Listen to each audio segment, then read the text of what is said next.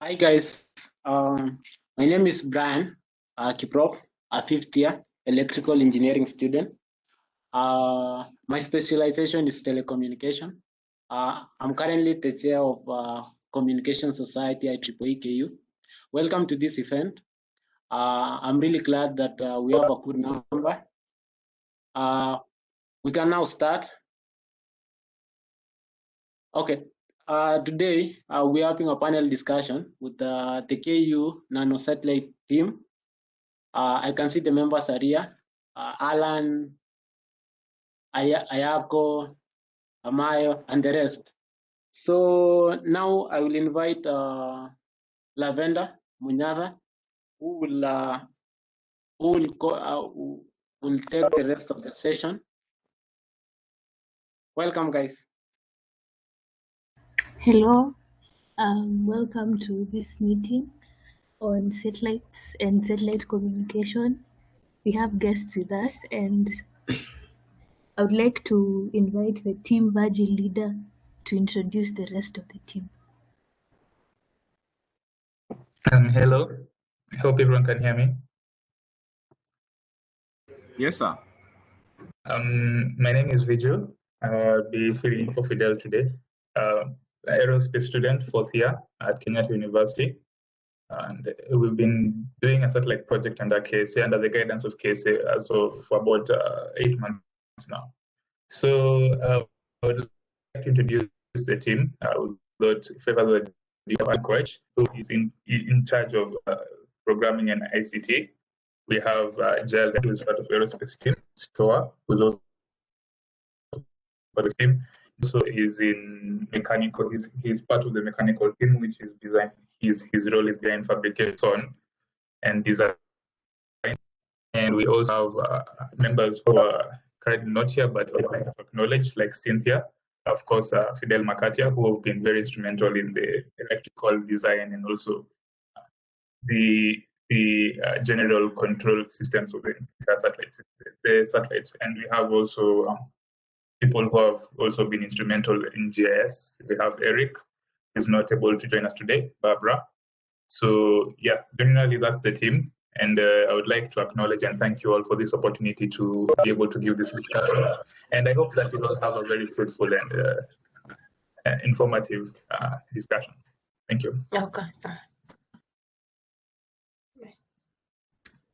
Thank you, Virgil. Brian, is Christine around? Alikuwa anani invite for. Oh, okay. Is Christine in the meeting? Christine, yes. I think Tansik and we're here. Yeah, thank you so much. Sorry for the delay. My name is Christine Were. I'm the organizing secretary for Kenyatta University IEEE Student Branch. And today I'm going to moderate this session with Lavenda.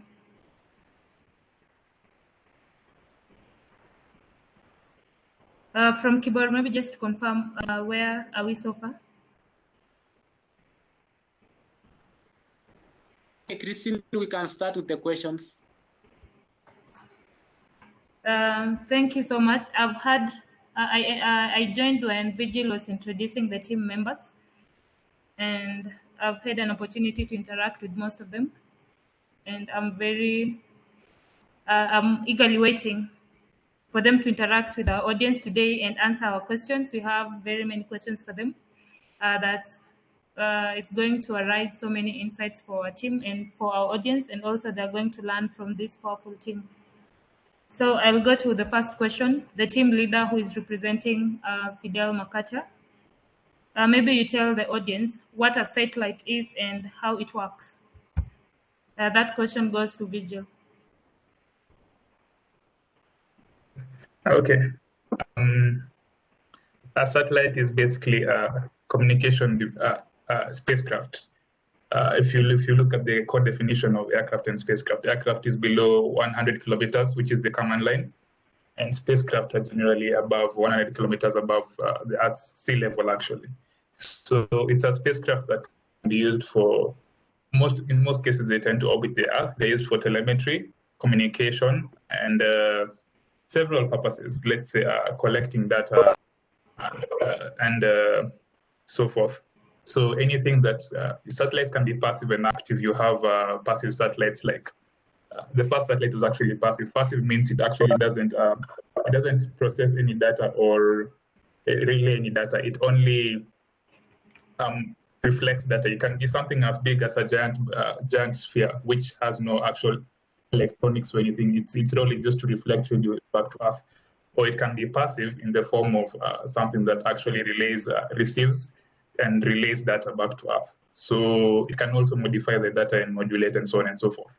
So that's the general definition of a satellite. It can be very wide because you can also look at the natural aspect where you can say even the moon is a satellite. So there's a need to be very specific in the kind of thing you're targeting. Like for example, ours in this case is of course an active satellite, and in the subcategory of that, it's a nanosatellite, which means it's relatively small. Our new, which is 10 by 10 centimeters by 10 centimeters, which is a rather small satellite. In fact, it can fit in the palm of your hand. But now with advancements in technology, you look at the way satellites have grown much smaller in size because you're getting things, you can fit into a small space initially, things that would require a very large area to fit the same type of computer, the same processing capabilities and data release capabilities and so on and so forth. Antennas have also gotten smaller and less bulky. So generally you have something that was initially the size of a bus being able to fit in a 10 centimeter by 10 centimeter space. So yeah, that's the general definition of the satellite. It's very, I hope I haven't gone too in depth. Any other questions? I hope you're satisfied with that answer. Yeah, thank you for that answer. That's a technical definition, literally, for what a satellite is. And maybe Alan can tell us how a satellite works. If you're explaining to a 15-year-old or a high school student, how does a satellite work? Wow. Thank you so much, Christine. That's a very tough question actually to say because explaining to a 15-year-old what a satellite is like very tough actually. And being that first, I'm not very versed about satellite stuff, so I think I might deflect this question over to either Jael or Stowa if they are there on the call. They can maybe tell us more about how they can be able to explain such a concept to a 15-year-old. Yeah, because I think I'm not the right person for that question. Yeah, that's okay. Thank you for the answer. I hope now my audience has understood what a satellite is and the most basic definition from Alan Koech and Vigil. Then I'm seeing Jael is also on the call. Jael, how are satellites used today on our daily activities? How do we use satellites? Can you give a few examples here and there so that we can directly relate the technology in our society?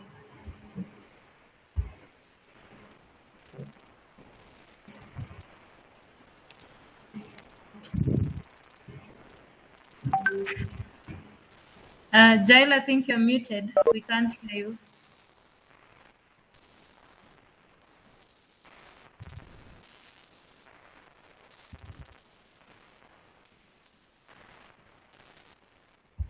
Can you guys hear Jael? We can't hear you.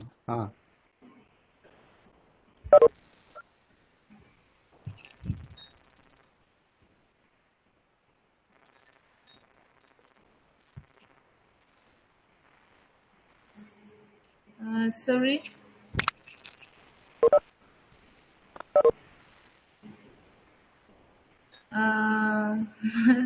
Maybe another team member can respond to that as Jael prepares.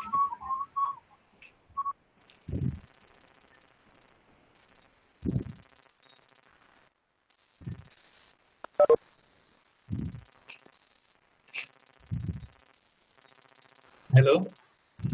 Can you kindly repeat the question?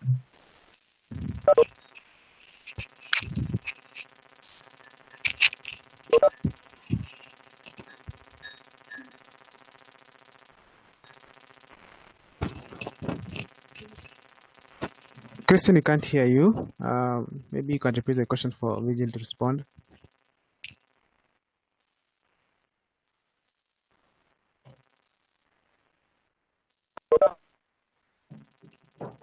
Sorry for that. I had muted myself. I'll repeat the question. The question I had directed to Jael was, I wanted her to give a few examples of how the satellite technology is used today in our day-to-day activities. In a case study in Kenya. Yeah, so actually a lot of people don't know, but Africa spends, I think, 730 billion shillings annually on satellites and satellite services. And projected to spend, I think, 10.3 trillion, 1.03 trillion by 2025. So a lot of these things in our daily lives, from when you pick up your phone to order an Uber, your phone uses GPS to essentially determine your location. So that requires satellite services. When you look at farming and agriculture, when you're doing weather patterns, you're monitoring locusts, all those require satellite services. When you're relaying data for companies which are, for example, in manufacturing, and you can't rely on the internet as a sole source. In navigation, when the planes are flying, you don't have fiber optics connecting to planes and all. Same for ships. So our ports, our airports, our agriculture, everything in the modern day world, almost every industry has been touched by satellites. When you watch soccer on DSTV or so on, you're using satellite services. So it's something that people don't tend to see much because it tends to be more on the back end or technical part. But then it's something that's in every part of our lives.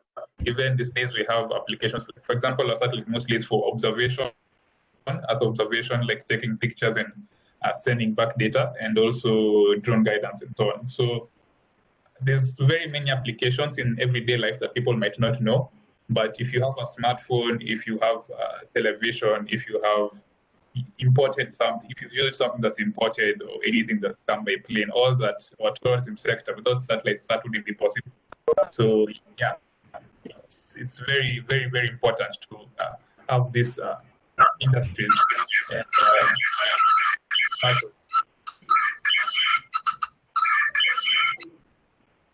Kindly mute yourselves.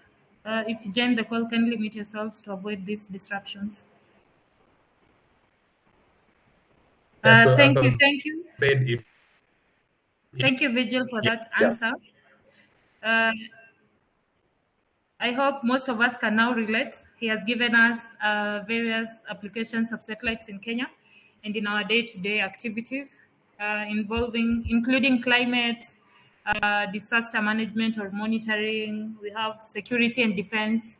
All these are applications of satellites. Yeah. And you mentioned something to do with locusts, and that's an example of natural disasters monitoring, isn't it? Yeah, actually, even when you have floods, and you'll find local communication networks have been destroyed by the floods. Satellites are a reliable way to do disaster management. Like these can actively communicate and monitor teams and so get them to where they are needed. The same with droughts and mitigation and so on. So yeah, that's very correct. Security, of course, drones, guided missiles, so many other applications. Yeah, that's very true. Thank you. Maybe a follow-up question on that, but this one I'll direct to Alan. Mentioning monitoring of natural disasters, how would you predict that this location is going to be infested by locusts or by floods using the satellites? Okay, thank you, Christine. So I want to look at it from a different perspective. One, for issues like locusts, by satellite going over the country once every 90 minutes, then you can get a snapshot of the area as it moves along. So on the next iteration, you can be able to see what has changed since the original snapshot was sent. So if there was a migration of locusts, let's say from point A to point B, then you can be able to see from the snapshots that this one of locust has moved from this position, and in the next iteration again, you can both see that it has gone to position C. So by channeling this route, you can be able to see that maybe according to their speed of movement and the direction they are going to, then in the next maybe 3 hours or even 1 day, this one of locust will be in position Z. So you can go to one people and tell them that by this date, this locust will be in this position. So people can be able to be told to plan adequately for that, as well as look into ways which they can be able to safeguard maybe their crops from infestation by this locust. And in issues like disaster management, like floods, you see, we normally use satellites also for weather prediction, just looking on what will happen in the weather for tomorrow, even 1 week from today. So based on this satellite data, we can be able to tell people like those living in these areas, then according to the rain patterns that we are going to expect in the next few weeks, few days, then places like Budalangi can be flooding from this day to this day. And so people can start moving away from those lowland areas and move to maybe some areas which are a bit safer and which are a bit highland, so that we save people's lives which could have been lost if they could have just woke up one morning and found out that, oh, it flooded in their area. So they can both be told promptly that there'll be some flooding in this area where you are living now. So please move out of those areas and move to much safer zones until when now the flooding has gone. But yeah, those are just some of the issues I'm looking into. But I think there are many other ways which satellites can be able to help us in the same aspects. Yeah. Back to you, Christine. Thank you, Alan. Jeff Ayako, do you have anything to add on to that? Sorry, come again. I was feeling something on the side there. I didn't get your question. I had asked Alan to explain how this satellite technology is going to predict infestation of locusts or occurrence of floods or any other natural disaster. I think he has said almost everything. Yeah, and even explained the process how like we can be able to like take those low resolution image, and then on the we have a ground station actually. Yeah, so after those images are taken, and then at the ground station, those images undergo reconstruction such that I think he has explained that process. I think I don't have much more to say about that. Yeah. Thank you. Thank you so much, the team, for giving us a general understanding of the satellite technology. And now I think from here we can tackle now the KU nanocube, because all of us now understand the technology, its applications, and how you can integrate all these things together.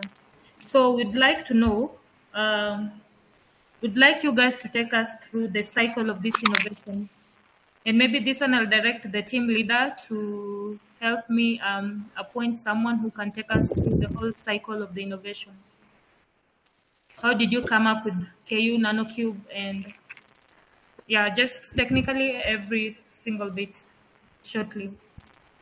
Okay, so I'll give a general overview, then I'll give the respective teams a chance to explain their role in the project. I think that's a very structured way of doing things also.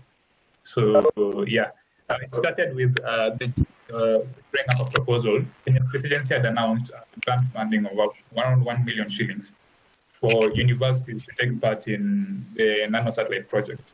So what we're building first is a proof of concept, a demonstrator that will be tested in Konza in the next week, coming week. Actually, I think on Wednesday, if I'm correct, by KSA under the guidance of the Ministry of Defense and Ministry of ICT. So after we applied for this grant funding, our proposal was approved, and we were awarded the funding, the check of 1 million shillings to begin a demonstration of the proof of concept that will be hoisted up.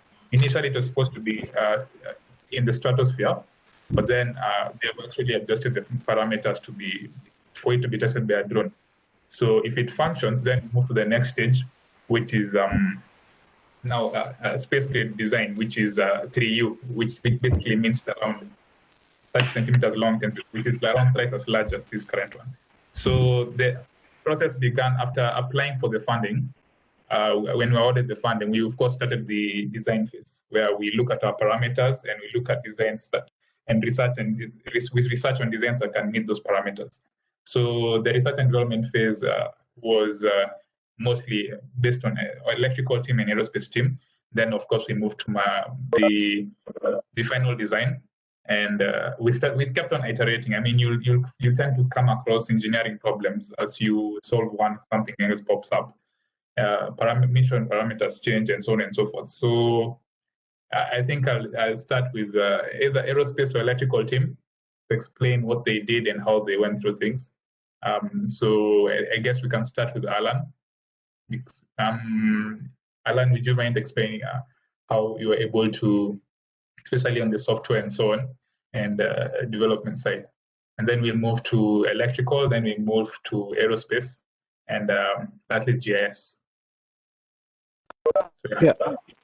Thank you so much, Virgil. Let me just confirm. Is Cynthia around to be handling electrical, or I also do the same?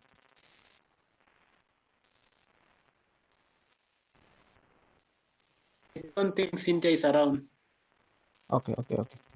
So I think I'll just cover both electrical, a bit of electrical, and then I'll cover the software. So I was doing majorly software, but of course working hand in hand with the electrical team, because software runs on electrical, so you need to be working hand in hand to ensure that whatever I work on and whatever they're working on is harmonious. So on the software side, first, my main goal as a team was first to be able to have a satellite which can be able to have very good communication between the satellite and the ground station, as Jeff mentioned a bit, as well as being able to capture all this data that's required, because one, as Vijay said, we need to be able to capture some data, like imagery data, as well as some sensor data. So on the electrical side, we're looking at being able to have an onboard computer, which can be a small one, as you were told, the size is 10 by 10 by 10, to something smaller than that, which is able to first consume less power as much as possible, because up there you don't have an AC power line to plug in your system to charge it, then let it go. So we need to be able to have a system which can be able to consume less power from their onboard batteries, as well as use the solar light to recharge itself. And if you know how much a laptop normally consumes power, you plug it at every 2 hours to recharge it. And so keeping that in mind, then you have to go into maybe even a tenth of that power per usage in that, what do you call it, the onboard computer. So we were looking at getting a board that can first capture the image data, to interface with all the sensors that we needed to be there on the satellite. Then with all these electrical components, they should be able to consume a very least amount of power. At the same time, they should be able to communicate the ground station by sending this sensor data as well as the imagery data to the ground station, because the purpose of the satellite being up there is it should be able to collect that data and relay it to us, so we can be able to look at the data and be able to process it and then maybe give some inferences from it. So on the electrical side, main focus was on the power. I think Vijay also mentioned something about the power side, but it was about how are we going to be able to recharge the system. What is the maximum amount of power we can be able to discharge to the system at every particular time, that will allow the system to run without actually going off, because once satellite is up and running up there's no one to go to stop it, maybe change the batteries, let it run again. It's always free there running. And so once it's up there, if it fails in terms of power, then there's no one again to go and correct. That means it's just dead. And power being a very critical issue, because without power, that thing cannot run. Without power, we cannot collect the sensor data. Without power, we cannot transmit the data via the communication lines. So we are looking at being able to collect some sensor data like humidity, pressure, temperature, and some data about the ground. So maybe using imagery data, like using a camera. Then processing that data and then transmitting it over communication channels to the ground station. On the software side, we're looking at making drivers, because all these peripherals we're talking about will be interfaced on the microprocessor that we have on board. So we want a way that once we plug all these peripherals, they just collect the data, they send the data as correctly as possible. Number two, the software should also be able to, because these are very large amount of data that you're transferring per unit time. And of course, the communication lines have a limit at which you can both transfer, because as I mentioned earlier, our major concern was on power. So if we allow to just send any amount of data as required, then we shall be able to draw a lot of power from the system, and the satellite may then end up going off. So we're trying to throttle the amount of data you can transfer per unit time, and by doing that, the throughput of the data goes low. So we're trying to look at how can the software side help us to ultra compress this amount of data, because you have image, you have sensor data, and many other data that you're transferring to the ground station. So how can the software side help us be able to make this amount of data required to be transmitted to the ground station as small as possible, so that it can go to fit through the communication line to the ground station. At the same time, at the ground station, we should be able to reconstruct this data and be able to know that the image that was sent by the satellite for maybe KU, as it was passing over KU, we can be able to reconstruct it to the actual image on the ground. So by ultra compressing the data, of course, you lose some data, but can we reconstruct it? So that's the purpose of the software side. So basically, we're looking at the operating system, because we can't run Windows up there, because I think all of us who use Windows, we understand how Windows consumes power, and we don't have that luxury of power up there. We are limited in terms of power. As well, we are limited in terms of processing capacity, so we can't put a full-blown CPU up there. So we are going with something very small, something that can handle all the load that we require, but still consume very less power. So on the operating system side of view, we are looking at having a custom-made OS based, of course, on Linux, because we're looking at first at security of the data, and two, we're looking at power consumption. We can both customize this operating system to a level whereby it consumes very less power, but that's all that's required to do. Number two, as I mentioned, about drivers. Then number three, about communication. The software side should be able to have a redundancy, two communication lines. When one fails, the other one kicks in automatically, because data streams in continuously. So you need to be able to interchange the lines in case one fails, or just basically when one fails, we still receive the same data over the other line, but we're still maintaining low power consumption. Yeah, I think that's just an overview of what the software side and electric side were doing. Maybe if I left something out, maybe I'll still point it out maybe next time when I'm speaking. Yeah, thank you. Back to you, Christian.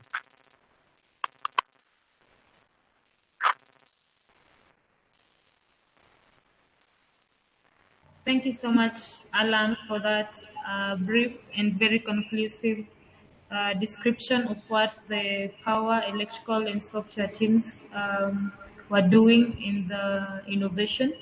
I think we'll move to the next team lead. We can have someone from design. Hello. I think we'll move to Jeff, because he was mostly in charge of the design part. Yeah, someone was asking if where mechanical engineers came into the project. Jeff was mostly the design and fabrication person, so he's been very instrumental in doing that. So I think we'll go to him and explain how our use of the OPLOG structure optimized space and kept weight on low, and also the iteration process throughout the design phase. So Jeff. Yeah, thank you, Vijay. Now, in terms of the design and the mechanical aspect of it, is that first of all, my background is not mechanical engineering, though. It's more of biosystems engineering, and so as in the entire design process, whereby we had quite a number of structures for the CubeSat. So before even we start any design process, so I had to collaborate with these all teams from the electrical side, as Alan has said, because we have the electrical components that go inside. So in terms of how are they going to fit inside, because first of all, we have a limitation in terms of the size. And then the other thing from the electrical also, there's the aerospace team, because first of all, this is their product, the satellite.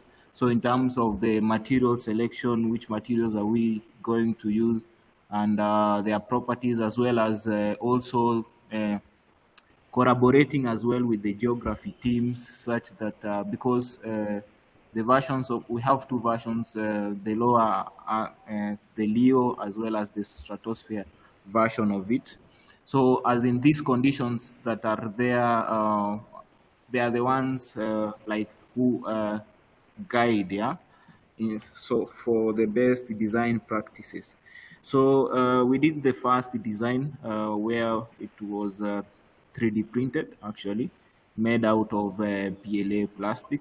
So as in, even from the standards that we got from the Kenya Space Agency, KSA, the proof concept was 3D printed. So we was a pumpkin truss kind of structure. And the reason why we had gone with that kind of a structure was mainly because there were quite a number of documentations online. So as in, we went with that. And then along the way, after doing the first one, we did now the lower or LEO version, which now after the design, we had to fabricate it. It's made out of aluminum 6061 grade material.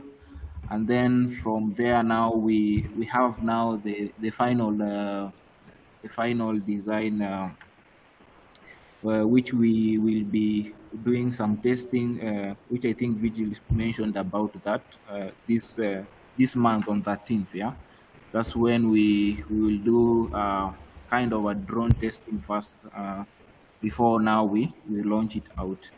So that was it in terms of the mechanical. So it was all about, the main thing was all about collaboration, so that we get everything right, because as Alan mentioned, once the thing goes out there, there is no way of retrieving it back or doing any service or maintenance. So once it goes, it has gone there. Yeah, that is the simple, explanation of everything. Yeah, thank you.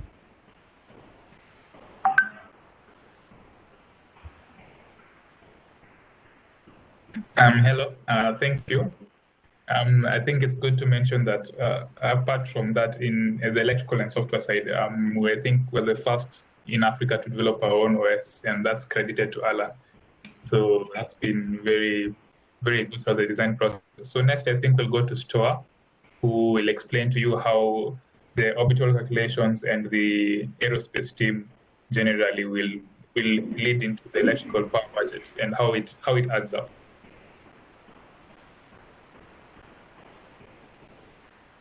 Okay, good morning, everyone. My name is Jovian Stoa, and I was responsible for the aerospace team under Astrodynamics. So basically what Astrodynamics, like maybe an area in satellite application, is basically it studies how the satellite is going to maneuver within an orbit.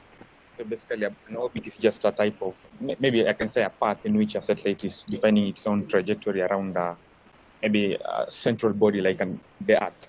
So that is a two-body mechanics problem. So basically what we were doing, my team was basically giving recommendations to the mechanical team in terms of how to design the structure to be able to keep it in orbit safely. Also, it was giving recommendations to the electrical team in able to determine the type of frequency to use because of the height or the distance from the ground, basically depending on the type of frequency you want to use, so that you can be able to consume less bandwidth or maybe less power in terms of transmitting your data. So basically what we are doing, we are calculating the orbital mechanics. I'll not go into much details about how the calculations come in about, but I'll just give a general overview why the equations are important. So the equations, the first thing we're trying to do, we're trying to determine the minimum orbital velocity in which you can be able to maintain our vehicle safely in orbit. We're also determining the amount of time that this vehicle will be exposed to sun, the amount of time it will be exposed in shadow, so that we can be able to determine how much power it can consume once it's in the eclipse part of the Earth, or maybe once it's in the solar period of the Earth. So those calculations are important in determining how the satellite will maneuver in space. The other thing, we're determining the coverage area from the ground based on the height that we were given by Kenya Space Agency, that was 200 kilometers from the ground. And we found that based on that height, we can only have maybe roughly 1.57% of Earth coverage from that height from the ground.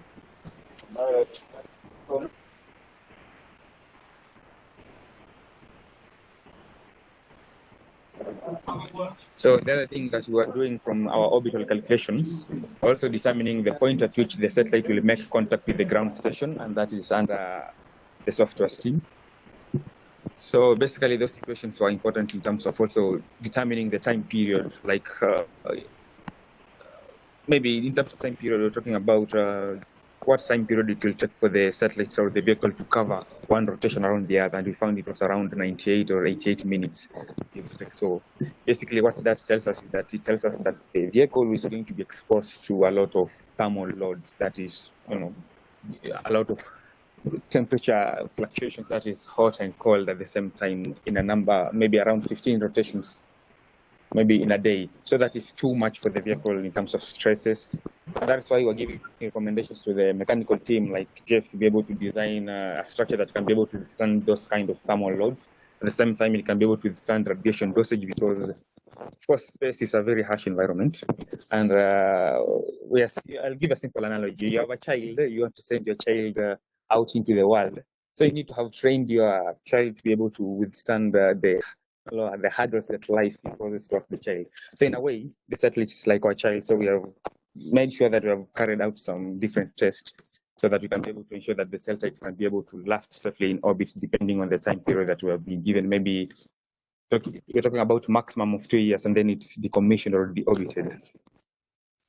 Also, at the same time, the orbital calculations were important because we wanted to know the battery sizing, if we wanted maybe to have 2 batteries, because if one battery fails and maybe the satellite has not really charged enough, that is the kind of thing we're talking about. At the same time, also giving the mechanical team a recommendation how to design the solar panels, because if you're talking about body mounted, that's going to be a bit complex, because in a given moment, you'll have different faces being exposed to the sun, while other faces will be exposed to the shadow or maybe the other side. So we needed a way that we can be able to generate maximum power, because of course the system is kind of power hungry, because it requires a lot of power to be able to send data, telemeter all the data to the ground station. So what we needed, we gave the recommendations, we told them we need to have a deployment mechanism. I think Jeff is supposed to talk about that. Also at the same time, we were giving recommendations to the electrical team in terms of how to design their electrical subsystems, how the communication systems need to be able to communicate with the ground station effectively. At the same time, what we were doing, we wanted another way to be able to control our vehicle once it's in orbit. And the only way to do that, because we were limited with the cost and weight, we came up with a very passive method to control our satellite once it's in orbit. We're not going to use those complicated propulsion systems. So basically, we're aiming for something called a permanent magnet, whereby we are going to assume that the Earth is a giant magnetic field or a dynamo. And then we have magnetic strips aligned at the axis or, at the axis of our satellite. Like we have magnetic strips aligned at every corner of the satellite structure, so that in a given moment, the satellite is going to adjust itself without the help of, without any help from the ground station or something, because we have these perturbations in space, and space environment is quite active and turbulent in a way. Vijay will talk about that. I think that is all about astrodynamics. Thank you.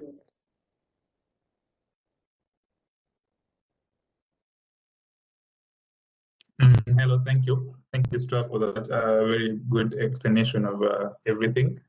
And I think now we'll go, before I go into the specifics, because in the aerospace team, there's a lot of the iteration process that's required to feed the other team with information that they need, because without those considerations, you'd find that you'd make errors that you can't foresee. So one of the most interesting things about satellites is that for you to stay in orbit, you need a minimum speed. For example, ours was a minimum speed of about 28,000 kilometers per hour, which is 7.9 kilometers per second. That's the speed you need to actually overcome Earth's gravity and stay in orbit. So it will also be very important to determine launch parameters, so you can know what speed you can launch it at. And you also look at things like radiation. A lot of people don't know that the radiation environment in space is very extreme. In fact, if you are to wear normal glass in a spacesuit, you'll be blinded immediately. So you need to, I'll bring that to Giles also in the thermal and so on, and shielding and so on, because you have on one side that's almost 10 degrees Celsius, and another one that's the side away from the sun is almost minus 60. So you have a lot of extremes in temperature, which causes a lot of stress. So I think I won't go far into that. I'll hand that to Giles to talk about the thermal control and how we intend to keep temperatures in a controlled environment for the circuit boards to work, because you know that the electronic components can't work under extreme temperatures. So yeah, over to Giles. Thank you, Star. Can you guys hear me? Yeah. Yes, you can hear you, Giles. I'd like to express my apologies. Initially, I was having some technical challenges. I'm glad to join you. My name is Giles Diana. I'm an aerospace engineering student, Padilla. Today, I'll be presenting the mechanical and aerospace team as a team lead. And I'm going directly to talk about my work within the project. I was helping the team handle the thermodynamics, thermal control to be specific, for the satellite, the KU Cube satellite.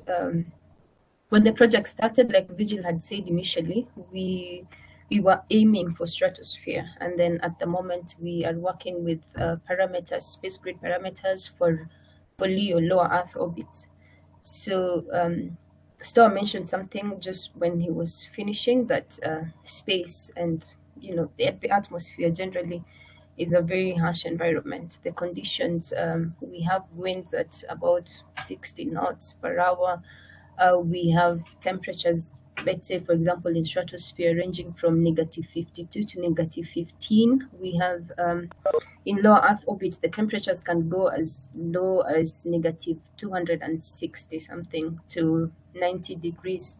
But the funny thing, or of course this is a fact, is that this happens within a very short time. Yeah.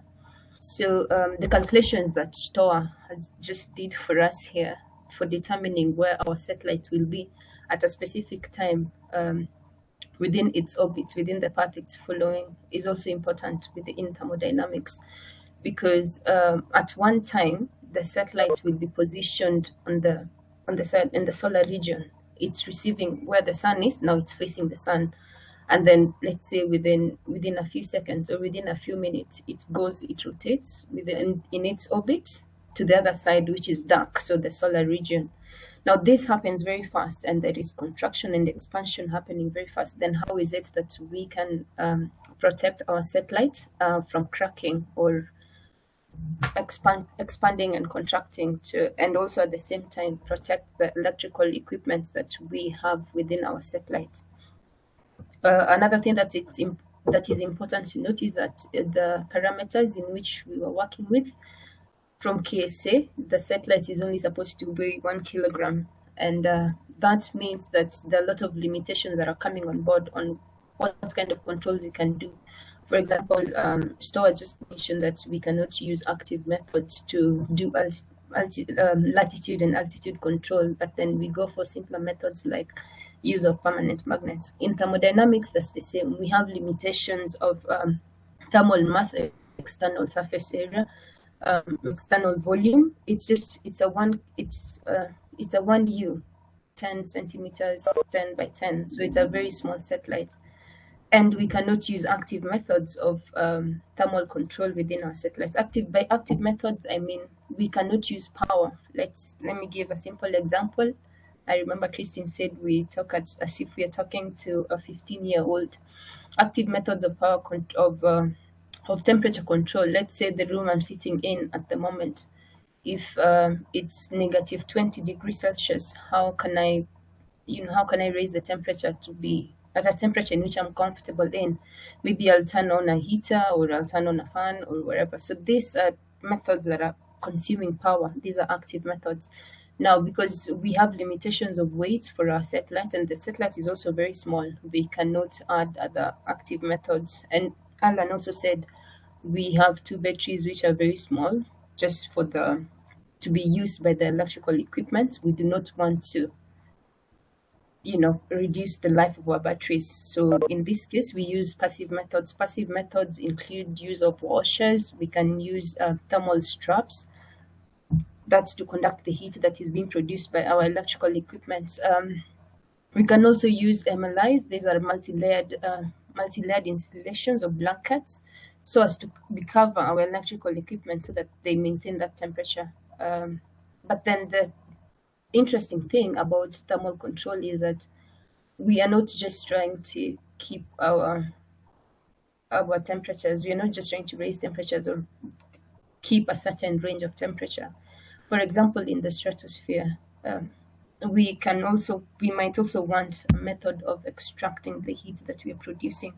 So for this particular project, the KU CubeSat, we decided to use 2 things to do our thermal control. We are using multi-layered installations. We are using insulative materials to cover our electrical components, to keep them safe and to ensure that they're within temperature range. If the temperature is high, then the heat can be dissipated. The heat can be conducted out to maintain a normal temperature. A normal working environment. And at the same time, we will be using Kapton tapes. Kapton tapes are stable at around negative 267 degrees Celsius to 260 degrees Celsius. I'm not sure if most of you know this, but maybe I'll explain to you what it is by an example. If you open your batteries on your phones, or if you've ever opened the back of your laptop, or if you've ever opened any electrical equipment, there's usually, when you have a battery, there's usually that cover. It looks like a sellotape, that cover that's covering those equipments. I don't know if you've seen this.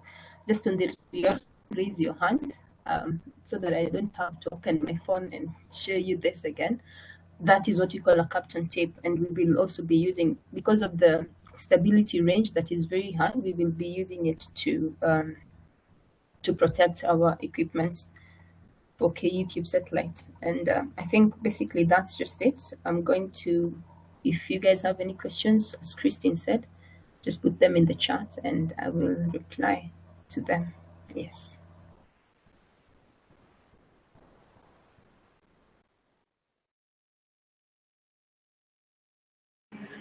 Thank you, Jael. Back to you, Vigil. Do we have any other representative from the team? I think we're supposed to have GS, but I can't see any of them here. So I'll just fill in on where I can, based on my knowledge of the project. But I think first there are a couple of things that I should really congratulate the team. Although electrical isn't here, I should mention that they also led with Fidel and Cynthia, designed also the first sensor board in Africa. And for the other one, the stratosphere-based one, they're actually doing a 5G-based board. So we're looking at a lot of firsts just through this project. A sensor board that's not only this, but also by Kenyans, but also, something that's not synonymous with the industry in Kenya. So it's very good that it's been an opportunity to showcase our skills, and hopefully when we progress, I say when because I'm rather confident that our team has done very well. So I'm going to JS now without further ado based on what we're doing. So JS was basically giving us the parameters that we needed because it's a satellite designed for Earth observation and also guidance. So they're giving us based on how the proposal to KSA was on monitoring locusts, weather and cloud patterns, and so on and so forth. So the job of GIS is to, from the name geography, GIS, the geography stands for. So that's basically on Earth observation and monitoring weather patterns and so on. So their parameters were able to feed into the rest of the team into giving us guidance on what we need and how we should start from the design process from the ground up. So as it was already exhaustively mentioned about how locusts can be monitored and how before you can prevent disasters because you're doing, it's a better approach than reactive approach where you're waiting for the disaster to happen. And then you come and control the damage. You basically start fighting afterwards. if you look at our history as a country, 70% of Kenyans are employed in agriculture, which contributes only to 3% of GDP, which is it's actually a very low contribution relative to the size of the people it employs and the potential of driving economic growth. So you have a lot of inefficiency both in the value chains, in the farming methods, and in, of course, disaster management, weather prediction, and all that. Because as you know, most of the people who do farming, the country is reliant on rain-fed agriculture. So weather patterns influence a lot, not just economic livelihoods, but also poverty and employment and so many things on weather alone. So if you have ways that you can predict and manage that, you can actually improve the lives of a huge percentage of the population. And that's just by a simple technology, which is satellite. Okay, not simple, but generally a known concept of satellite technology. So you can influence so many sectors of the economy and so many lives if you can provide some sort of predictability and stability to those livelihoods of people. So that's why it's very important to have the satellites project, especially the GIS component in the entire project that we've undertaken. So unless there's any other further questions, I would hand it back to you. Thank you so much, Vigil, for leading this session. I think that was those were very good and conclusive remarks from all the team leads and the technical bits that they have contributed in the teams. And personally, I've got to remind myself of so many things.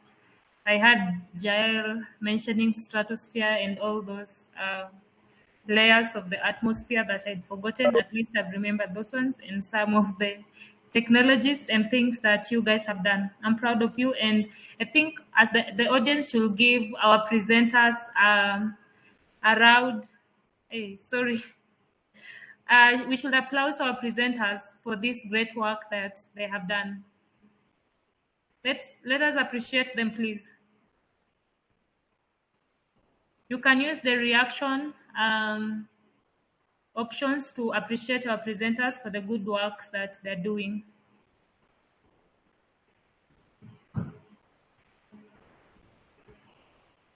Yeah, that's awesome. And we have some questions from the audience. And I think this first question is directed to Alan Koech because he's the one who represented the technical team, the electrical team. We have a question from Kevin Asaria. In terms of hardware, what CPU are you using and what carrier frequency, modulation technique, encryption method, and what camera did you use? I think this will be best answered by Koech because he's the one who handles that section. Yeah, thank you so much, Christine. In terms of that, so the CPU, we actually tested a wide range of CPUs, from microcontrollers to microprocessors. We started with we tested Arduino. It didn't meet some of our specifications because we needed something which was more robust. Then we gradually went to other advanced boards like ESP32 and STM32 microcontrollers. But there was something which was lacking because we needed something which can do some kind of multiprocessing at the same instance, but microcontrollers do limit that. Although someone might say you might use things like interrupts to overcome that, but we need something which can do some parallelism in terms of doing some tasks parallel to each other, but still maintain low power. So we finally resorted to using a microprocessor instead of microcontroller. Although on board we still have other microcontrollers for I/O interactions, basically reading sensors and other things like that. Then an onboard microprocessor to handle now the data transmission, data compression, all those different tasks which require multiprocessing. And so we were evaluating 3 boards by then. We're looking at a Raspberry Pi 4, which has an 8 GB RAM. Then we were also looking at Bingo Born Black and another board. But finally, we resorted to Raspberry Pi because one of the community support, you can go to get web documentation to enable you to hack some things into the Raspberry Pi itself. That means we were kind of looking at the ways we can be able to tweak the existing board to our specifications because we didn't want to remanufacture the board because of the time and the cost limitations. So finally, we resorted to using a Raspberry Pi 4 with an 8 GB RAM because of the processing power we needed, as well as the reason for that choice also was expressed by the fact that it has a lot of flexibility. That means you can go to tweak. And as mentioned earlier by Visual, we're developing our own custom OS. And you find that documentation is one of the key concepts in developing a custom OS, because you can't develop custom OS on a hardware which you can't understand fully. So looking at other boards, yes, they have documentation, but not well robust like the one for Raspberry Pi from the Raspberry Pi Foundation.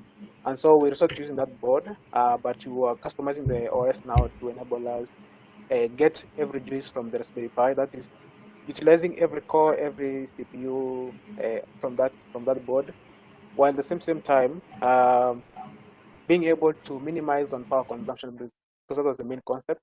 Well, on the other boards, we're looking at running the same processes required us to required actually more power, even as we're trying to customize it.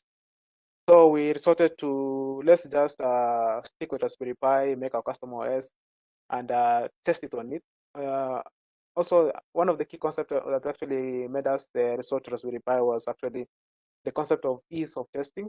These boards are actually widely available, as well as running them on x86 based VM was easy. So doing some tweaks on the OS and running them before you deploy them was something which was very important, because for those who have tried booting different OS on another machine, the hassle you have to go through setting up the virtual machine, setting up some flags. So we were trying to cut short this time for testing. So we're trying to have a board which has already support. So that means we can go to do some prototyping very fast, pick some few things in the OS, test it. If it crashes, you correct those errors, you correct those things, and test it again. So the board, finally, we earned the Raspberry Pi 4, but now in the future versions, we're going to redesign that board to enable us to have our own custom one, but based on the same chip, because that chip is what we were focusing on, not the board itself. We're focusing on the chip, which runs Raspberry Pi 4. That's the Broadcom chip. And then in terms of the camera, we actually tested almost a wide variety of cameras, from the HD cameras that you have in the market to some very weird cameras which are also there. But one of the key concepts was how do we integrate it into the current system? Because you can have a very powerful camera, but integrating it into the platform becomes a nightmare. So we finally resorted to using some it's called a low resolution cameras, but they actually allow us to preserve some of the critical aspects in the image. So that will now enable us to reconstruct the image once we have it at the ground station. Because that was the most key concept. So for the camera, we went with the low resolution one, but it still gave us some HD images, which you can go to reconstruct them once now they're on the ground station. Then in terms of CPU you're using, respond to that. Camera, yes. For encryption method, actually, we are using a wide variety of encryption methods. It depends on the data they're dealing with, because I think you understand very well that encryption requires power. It requires more CPU cycles, to be able to get the data to a form that it's encrypted. And so with very advanced encryption methods, you require more CPU cycles, and therefore you require more power, but you have a limitation of power. So we're looking at encryption methods which are well known. They can both perform the task as required. So we decided to split the tasks into different encryption methods based on the data. So like for just basic data that's just textual, that's like the onboard performance, how is the battery, how is the CPU performing, how is the temperature of the CPU board, all those details, just normal encryption methods using the IS-128 encryption. But for other advanced things like the imagery data, because this data is kind of sensitive, so we resorted to using advanced encryption methods like IS 526 bit encryption. Also, we're looking at other cipher methods, which so it's a kind of a library which you have made, which handles encryption based on the kind of data we have. And these encryption methods, you are looking at having a balance between encrypted data for safety and having a balance with power. because you can have very encrypted data, but now your satellite goes off after 1 minute or even after 1 hour. Also, with the encryption, you kind of have the data can increase in size, and so that point I mentioned earlier about the limit in which you can transfer data per unit time with the communication system we're using.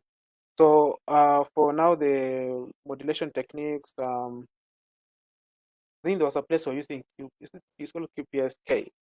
Okay, I'm not very versed in the kinds of the specifications because that was handled basically by the electrical team, Fidel and Cynthia.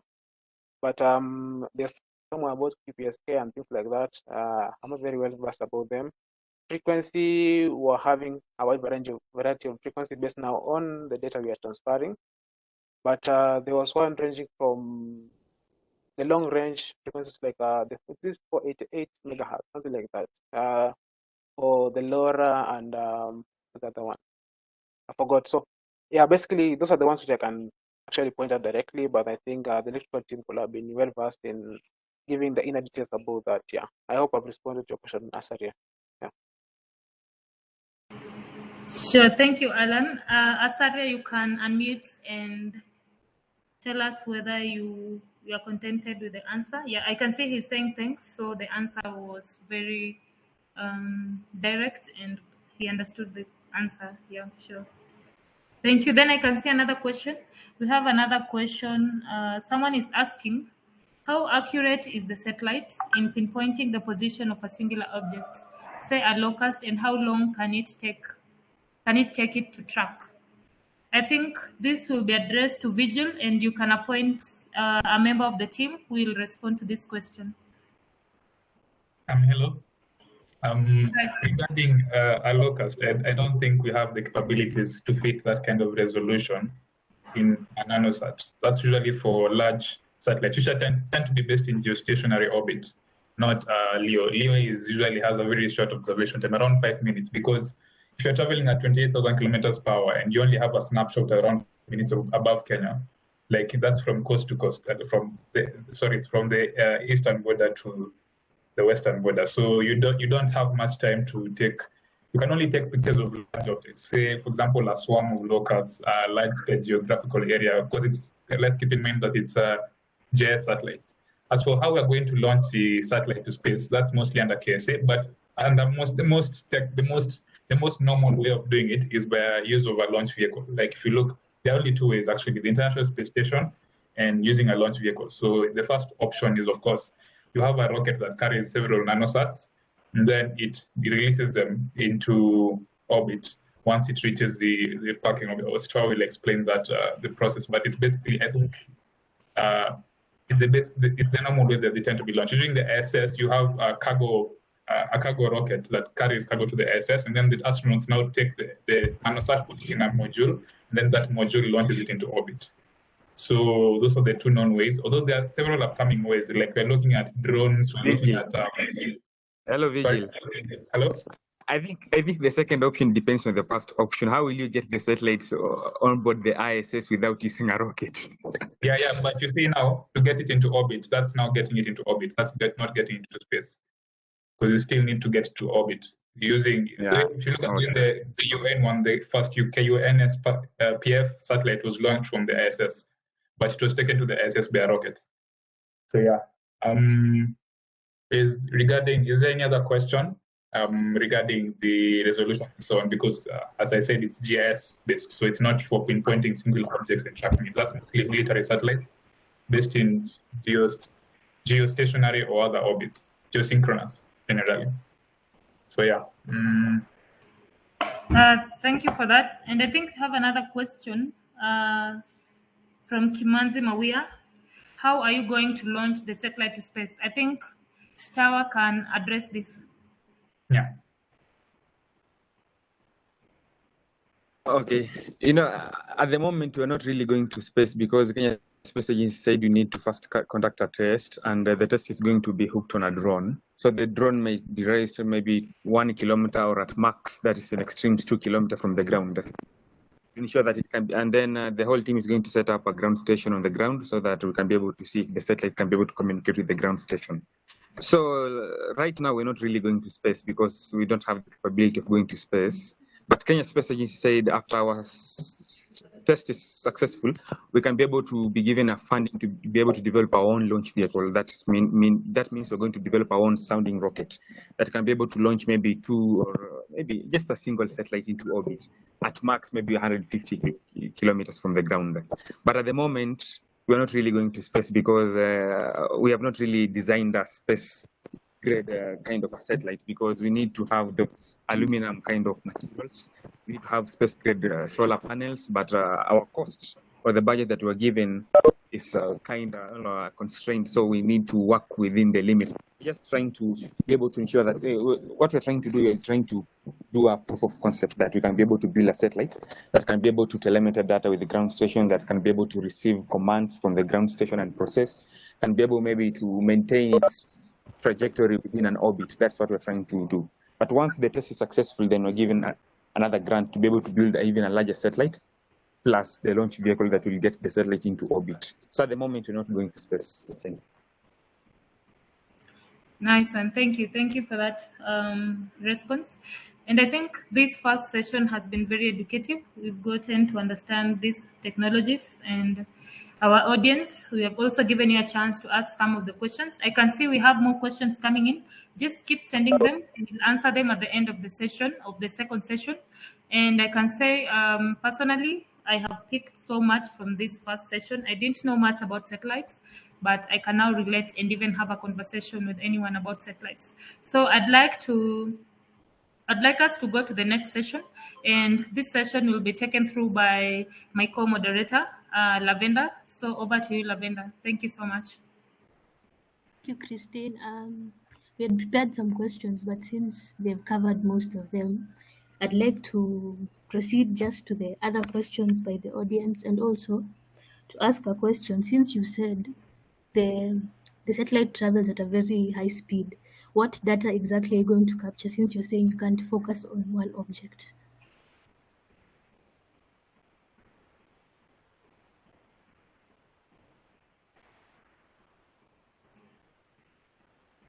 Okay, I think I've seen so many questions, but I'll start with hers. Generally, you're looking at, you're sending imagery data, you're sending sensor data from things like altitude control, temperature, and so on and so forth. You're taking snapshots of a geographical area, and then the ground station is the one that processes and interprets the data. The ground station is the one that actually puts the data together, and you're able to determine from the ground station and interpret what it means. Like usually, if you don't base most of that heavy stuff on the sat, because that will only increase the payload and the cost and all that, the technical problems that you come through. So the satellite is only acting as a relay device. So if you talk to, if you ask Alan Poich, he'll actually tell you that to be able to process that imagery data, they've done some really clever engineering where the satellite doesn't need to necessarily take a picture of the same place twice. It only sends the data of what changed in that specific location. Like, for example, you have a person on top of a building, and the satellite passes through the first time, that person wasn't there. The satellite won't send the picture of the rest of the environment. It will only send the picture of what changed, the person on the building, for example. So a lot of that processing will be done on the ground station to interpret the data and convert it to useful data for, of course, the GIS field, which is to interpret the landscape, the environment, agriculture, water, locusts, and so on. So that's how they tend to do processing and tracking of and interpretation of the data that we need, because that's more of their field. So regarding the launch, I think Stu has exhausted that topic. It's very it's stratosphere based. Of course, you can't always, on the first shot, you don't try to get to space. If you look at the design process, you first have a prototype that proves that you can do something, and then you proceed to building now a space grade version. Because as you said, once it's in space, you can't bring it back to Earth. And regarding the cost of most nanosats that go to space grade is not 1 million. It goes between 20, 50 million to around 400 million Kenyan shillings. So it's impossible to do it on a budget of 1 million, because if you look at one space grade solar panel, just one is around 600,000. So, and you can't, that's one of the things we can't make in Kenya. We can only make the boards, the structure, and so on and so forth. But what we could make in Kenya, we did make in Kenya. If you look at can we build a launch vehicle? I don't think any other university is as well placed to build a launch vehicle than Kenyatta University, because we have a burgeoning aerospace program. We have a group of really good mentors, Dr. Mambo. We have Dr. Mongera, who've been very instrumental in teaching us how to develop space-grade vehicles, how to put things into, basically, your entire career we learn on how exactly how to build vehicles and that can survive a space environment, do the calculations and so on and so forth. So regarding whether you can build a launch vehicle, there's actually nowhere else, I don't even think the region that's as good as us in knowing the knowledge of how to build a launch vehicle that can actually take a satellite to space. We recently even put a laboratory that was actually equipped by donations from NASA. We've had a lot of cooperations from existing professional organizations and so on. So yeah, I'm very confident that we can, given the resources. And how much it costs to put an nanosat in orbit, usually it costs between $28,000 per kilogram to upwards of $80,000, though it's become lower because of new entrants, because of SpaceX. Like if you look at the one that UN developed, the first QNS CubeSat, it was launched by SpaceX to the International Space Station, and then onwards it was now, from the space station, it was now launched into its orbit. So as you see, it's usually very expensive because trying to get things to that velocity, if you look at around 95% of the cost and weight of mostly of the weight of the spacecraft is fuel. So you're burning tens of tons of fuel to put something into for every ton you put into space. So a lot of the cost goes into that, and also the launch vehicle. So that's now, of course, where reusable launch vehicles come in, like what SpaceX have been doing, should be monitoring. Because imagine if you had to destroy a plane every time you flew to London, it would be very expensive to fly, wouldn't it? So with the reusable rockets, we are getting to the edge where the cost of sending something to space can actually be dropped exponentially, because now if you reuse a rocket, the same logic applies. If you don't have to destroy an airplane after you land, the cost of flying becomes very much cheaper. So it's the same with rocket technology. So unless there are any other questions, I'll direct those ones to Stoa. Kimani, I'm going to answer Kimani. Let me see. I think I'm going to answer Kimanzi Mawia. How are you going to launch a satellite to space?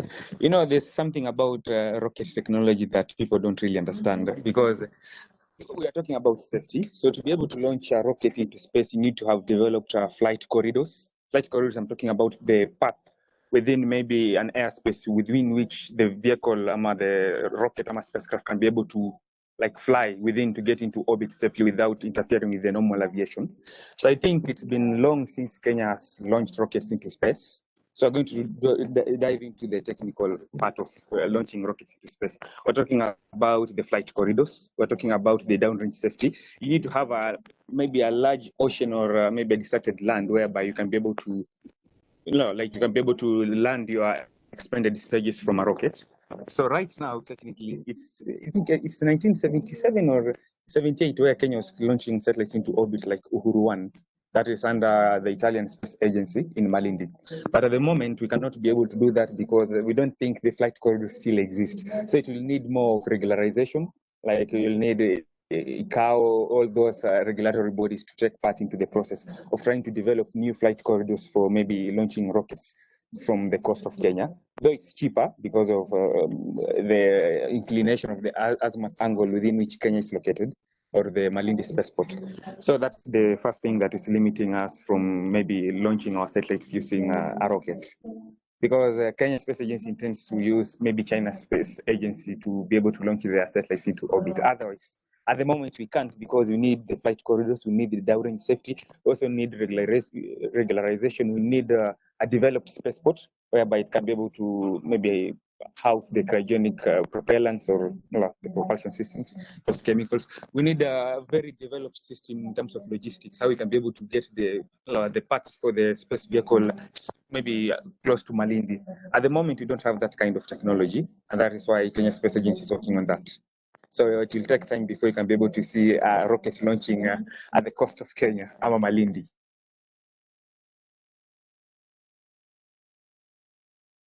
Thank you, Stoa. And there are other questions sent my way. For example, is the satellite certified, and what was the process of authorizing and getting the certification? Also, what is the coverage area of your satellite, and Yeah, that's it. Then we can ask the audience for more questions if they have any. Okay, based on the coverage area, we have done a unit called orbital mechanics, whereby you can be able to calculate all those parameters or orbital parameters for a given type of vehicle. So given our height that is 200 kilometers from the ground, as the height increases, your coverage area increases. It's like you're trying to, zoom your camera, increasing the height of your from the ground. It means that your coverage area is going to increase, but your resolution to the detail, some of the images you're going to get is going to become less or getting blurred in some way. So what we're saying that given that our height is 200 kilometers from the ground, our coverage is going to be around 1.5%. So imagine you're just covering only 1.5% of the Earth's coverage, and that is within the equatorial region, since the type of orbit that we're going to launch our vehicle is supposed to be a low equatorial Earth orbit, that is 200 kilometers with an inclination of 0 degrees. It's a retrograde, prograde orbit. Basically, it's going in the direction of the Earth. If it's a retrograde, it's going in the other direction. So we're talking about that. Those are the orbital parameters for the type of orbit that we're aiming for. Aiming for 200 kilometer orbit, which is low equatorial orbit, inclined at 0 degrees, meaning it's at the equator. So because Kenya is located at the equator, you don't want to go and scan another country's geographical maybe landscape. So that is the type of orbit we're aiming. And from the calculations, we got that our percentage is around 1.5% of the Earth's coverage. That means that it's quite less, meaning we can't really observe much based on our orbital height. Because, for the global positioning satellites, that is the ones that are located around 35,000 kilometers from the ground, the coverage area is quite wide, and that is why you're able to use Google Maps. Otherwise, if you had a satellite that is 200 kilometers from the ground, you cannot be able to observe much here. So I think that is the thing. Based on your height, you get your coverage area in terms of percentage of the Earth. So 1.5% is just maybe a fraction. It's significant in a way. Thank you. Okay, thank you. And about authorization and what it took you to get certified.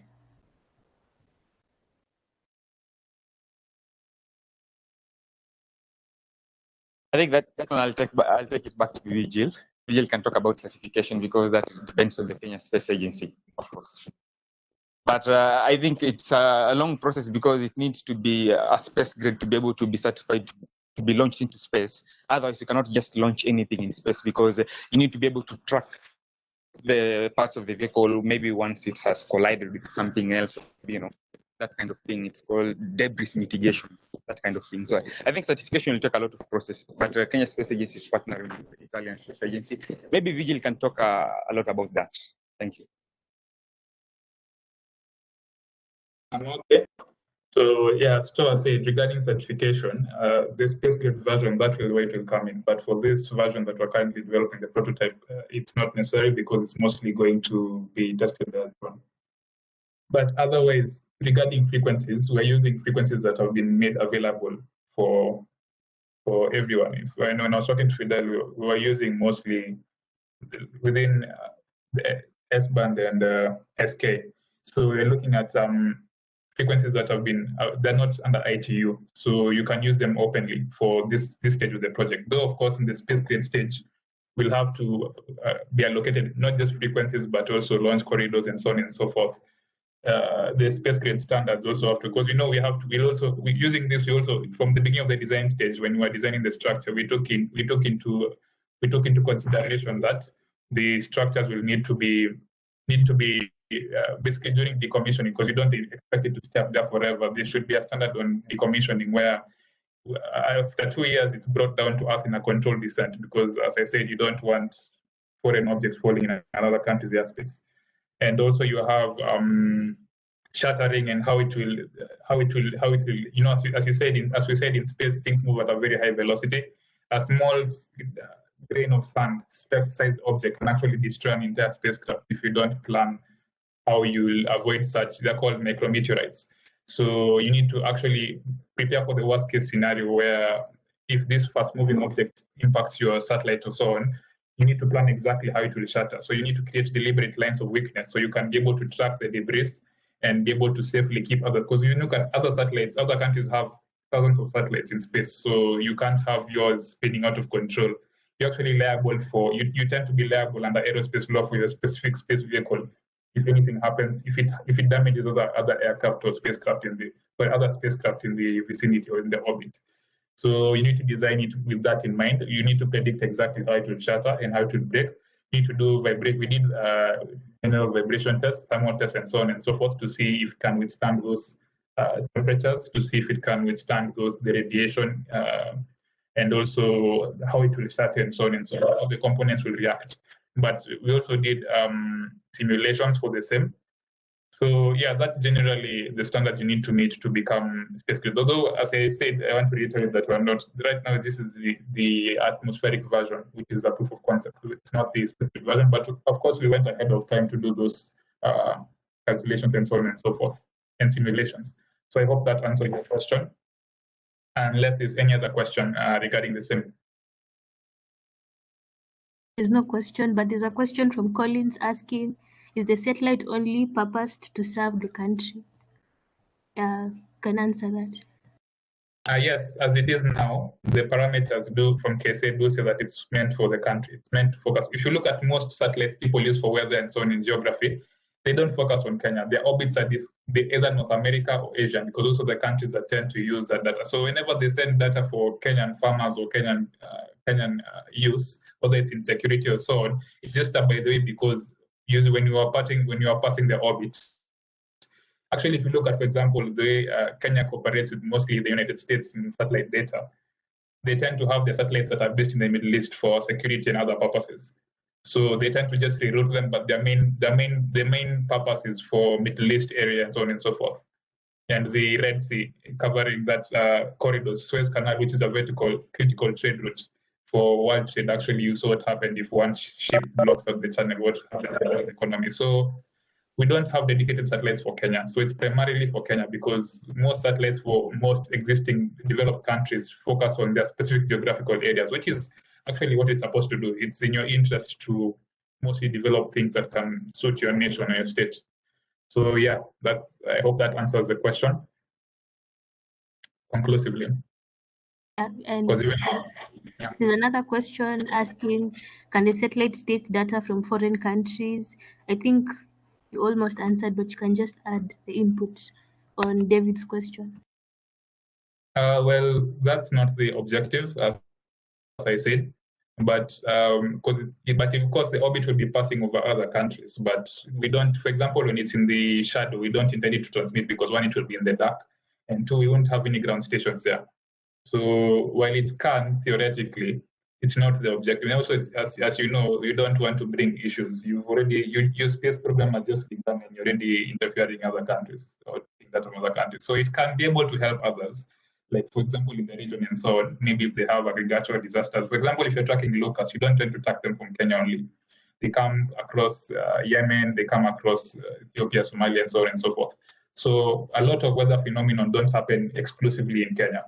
They'll happen, of course, across the border. So to track, and if you look at Earth from space, there are no borders. You can't see borders actually from space if you're looking at Earth. So if you're tracking any phenomenon or weather or so on, of course, you'll have to look at such parameters from across the borders to be able to predict when they'll come to Kenya and how they'll affect Kenya, because weather patterns don't happen in Kenya alone. They come across, they're influenced by the globe. So yes, it will take that in that sense. But in terms of focus area, the focus area will be Kenya. So I hope that conclusively answers your question. Yeah, that answers the question. And is there anyone with any other question, or you can hand it over back to Christine? If there's anyone with a question, you can write it in the chat, or you can just unmute your mic and ask it.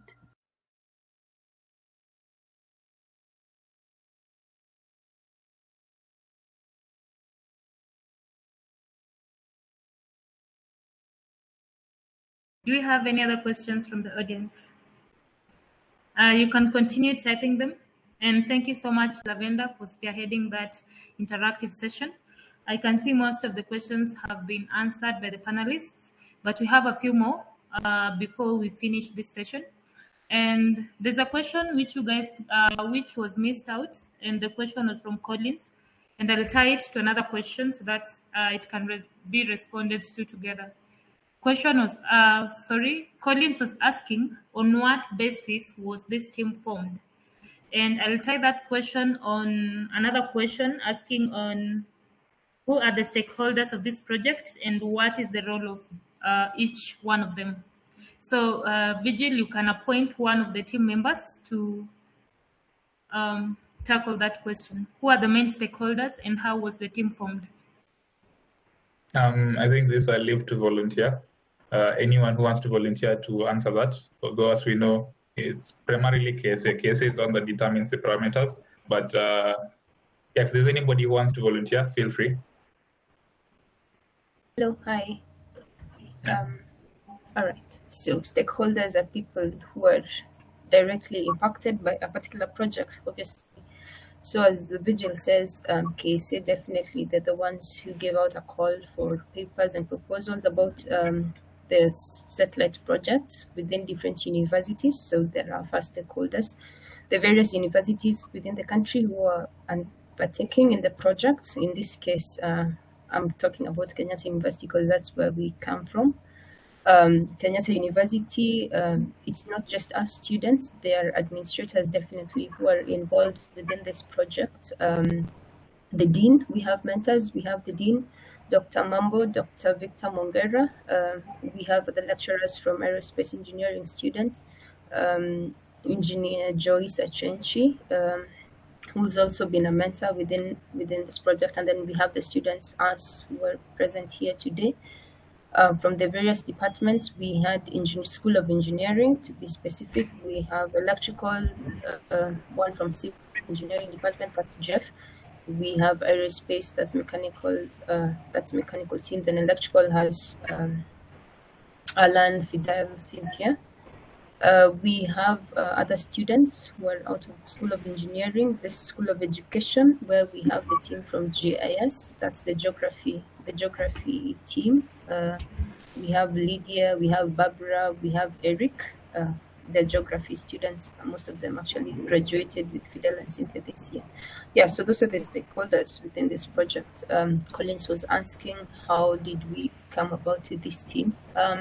Maybe something that was not made clear to us, from the beginning is the fact that the proposal for this particular project was written by Cynthia, Fidel, Eric, Lydia, and Barbara. They're the people who they heeded the call from KSA. They wrote a proposal to KSA, and then it was accepted. And then they did now an outreach. They wanted to expand their team. They had guys from geography, and then Cynthia and Fidel definitely were doing electrical. They knew nothing about aerospace engineering, maybe a bit. Then team from mechanical also. They needed people to design, to fabricate. So as we got into the program through an extension, I guess their willingness to accommodate more students within the project. Yeah.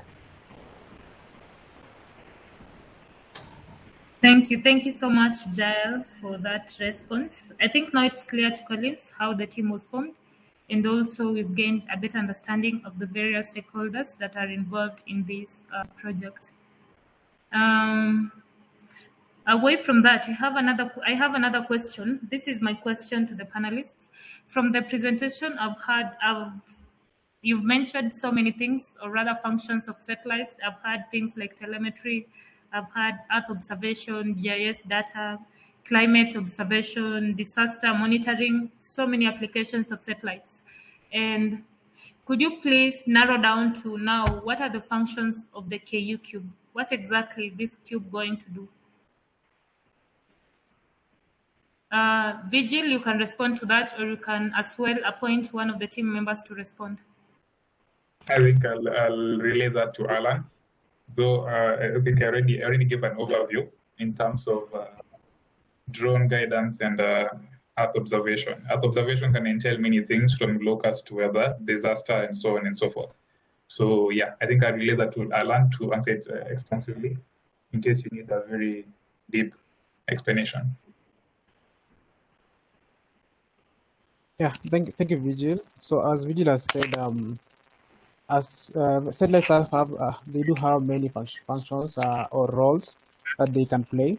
But for the one we are currently dealing with, I'll talk in terms of the data we are collecting, the data we are transmitting to the ground station. So one they did mention something about imagery data. So we have the snapshots of each place. So based on that, now those snapshots, we are now processing those snapshots on the ground station to determine one, look at the aspects like are there migration patterns we can go to infer from. Basically, for instance, when you're having the locust inversion last year, we can be able to see the patterns and be able to say that maybe based on this data now we are getting from the satellite, that the people in this kind of belt will be mostly affected by the locust invasion, and people in this zone will receive the locust on this kind of date, then this kind of date. So you can go to correctly pinpoint and say, based on these travel patterns and speed, they'll be in this location at this point of day. So based on that, now you can go to advise farmers, because they're the most people are mostly affected by the locust invasion, and tell them like people in this belt, start planning adequately, or now you're going to combat this locust invasion. And not just only farmers, also the government, because the government had a role to play in terms of helping the farmers combat this locust invasion. And so things like there was some aerial spraying of these locusts.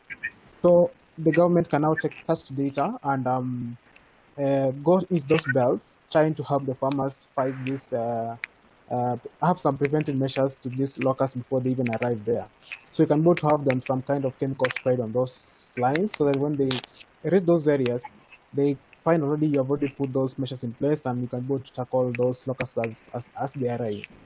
Apart from that, another major concept we're looking at was the agricultural side, also based on the we're collecting some things like the we're looking at how can we be able to collect some data to know as the satellite is moving. Yes, we're collecting the imagery data, but can you also be able to know things like the humidity level at the ground, things like the temperature levels at that particular place. So we're trying to incorporate all these sensors, which can be able to pick some of this data from the ground, and based on this data, we can now be able to say that because imagery data can give you more things apart from things like migration patterns. Just think about this. You look at an image from an aerial point of view, you can both infer many things, up to including the weather of that place, because if you take an imagery data and you see a lot of scrubs, a lot of sand, you can both know this is a hot, dry place. So based on this image data, you can both say like the vegetation cover of this place, and based on this vegetation cover, you can be able to infer some of the crops which are planted in that area and things like that. So the immediate data, and then you couple it with now the sensor data, we can be able to advise farmers and tell them that this area is kind of hot, and tomorrow when the satellite passes the same area, you get the trend. You shall be able to get the trend of the data from these areas. And based on the trends, you can go now to advise farmers or even the government or even the local authorities like, this is the kind of trends that we are receiving from satellite data. And I think to combat this kind of trends, you need to set up the following kind of measures. Because you see, when the weatherman tells you that tomorrow is raining, you're not just being told that tomorrow is raining so that you can just have them. You're being told that so you can prepare adequately for that. And that's the main purpose of the satellite, because it's not just about putting it up there just to collect the data. No, the data is what we want now to go to use it now to make technology, what do you call, livelihood better for people. Okay, based on that now, I'm just trying to couple it now with the theme of the H4E Day, which is leveraging technology for better tomorrow. So this kind of technology can help us actually make livelihood better for people, because we're currently talking about Kenya based on the proposal and everything from the KSA. So we're looking at when you're talking about floods. So we're trying to tell people here in the country like, oh, okay, this area will flood based on this weather pattern. This area will flood on this kind of dates, and so based on that, people should be able to prepare adequately for that by doing ABCD, and that can be done by the government because they now have the real data from their country based on the satellite which running all over their country. So basically that's what our satellite KUCube is doing, according to those kind of data. And then the limit of what we can do with that kind of data is based on our imagination, because there's a lot of things you can do based on that, based on the collected data. But now the question, I think the main issue will now be what are the guidelines that we have from KSA, because KSA also have their requirements which they need us to fulfill. And based on that, now we are now working on to achieve that. And now from there, KSA will now determine what will they do with that kind of data. They're going to pass it to the government. So from there now, it's not us, it's now them. But for us, we're now collecting that data and now relaying it, trying to reconstruct the data and the images. Then now we can go to infer things, then pass it back to them. Yeah, I think I've responded to that. If not, please let me know. Yeah, I think that was nicely responded to, and maybe Jeff Ayako can relate with me with this.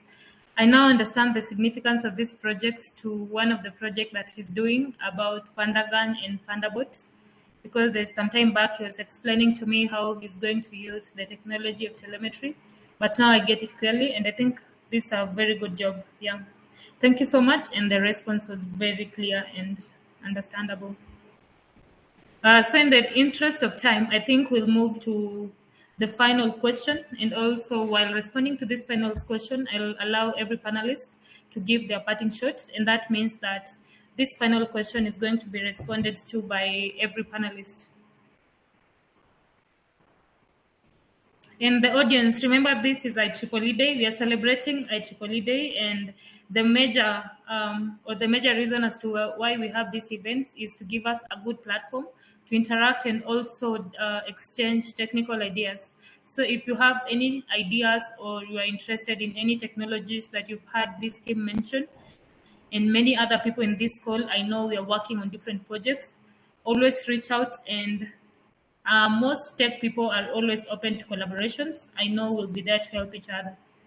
So, response to the last question, and I think I'll start with Jeff Ayako. Will respond to this while giving his parting shots for this session. How is this kind of innovation significant to you as a team and also as an individual? How has this project impacted on your individual career life? Yeah, so my panelists, you will respond to this question as you give your parting shot. Thank you. We'll start with Jeff Ayako. Thank you for that, Christine. One thing I can say is that really gotten to learn a lot from it, in the sense that these things about the aerospace thing, they're quite interesting. And then the other thing, or my takeaway, is that because first of all, as Vigil, I think it was Vigil was saying this, yeah. It is one thing is for agricultural use, and my department falls under that. So as in, it's also in line with my career and also with the thing which we are currently doing as a startup. So as I think it's quite a great thing I've gotten to learn from these guys. I think that is it, and also to inspire other young generations, in the sense that it can be done here locally because we are doing that ourselves. Yeah, that is it. Thank you so much, Jeff, for those brief remarks. And I can tell the audience that Jeff is one of the active engineering students. He's doing so many projects, and you guys should reach out to him. He'll leave his contact details so that in case you have any questions to him, any design questions, always reach out to him. I think we'll move to Stawa. Okay. I think I did hear a question quite well. May I repeat? Yeah, no problem. The question was, how is this kind of innovation significant to you as a team and as an individual? How has it impacted on your career life? As you give your parting shot as well. I think the way the project has influenced my part as an aerospace engineering student is that I've gotten a chance to apply the knowledge that I've learned in class. We're talking about telecommunications unit, we're talking about aerodynamics, we're talking about orbital mechanics, structural design. All those units are now integrating into this process of trying to design a satellite. So everything that I've learned in class from control systems, everything is now applying to to this project. The mathematics, the equations, all of them are making sense to me right now. And so, in a way, it's my career in such a way that I'll say, when I was an undergrad student, I developed a nano satellite as part of the team that designed the nano satellite. And in a way, I've also been able to collaborate with other teams.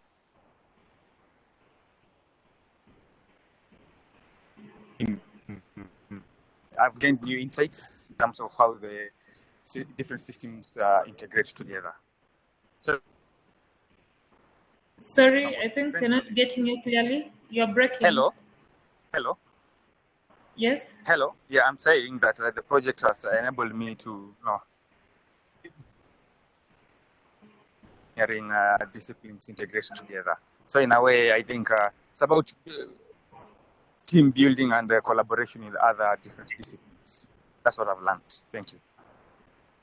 Okay, thank you so much. The power of team building, of team building and teamwork. Thank you so much for that and for your contribution throughout the presentation. I think we'll move to Jael.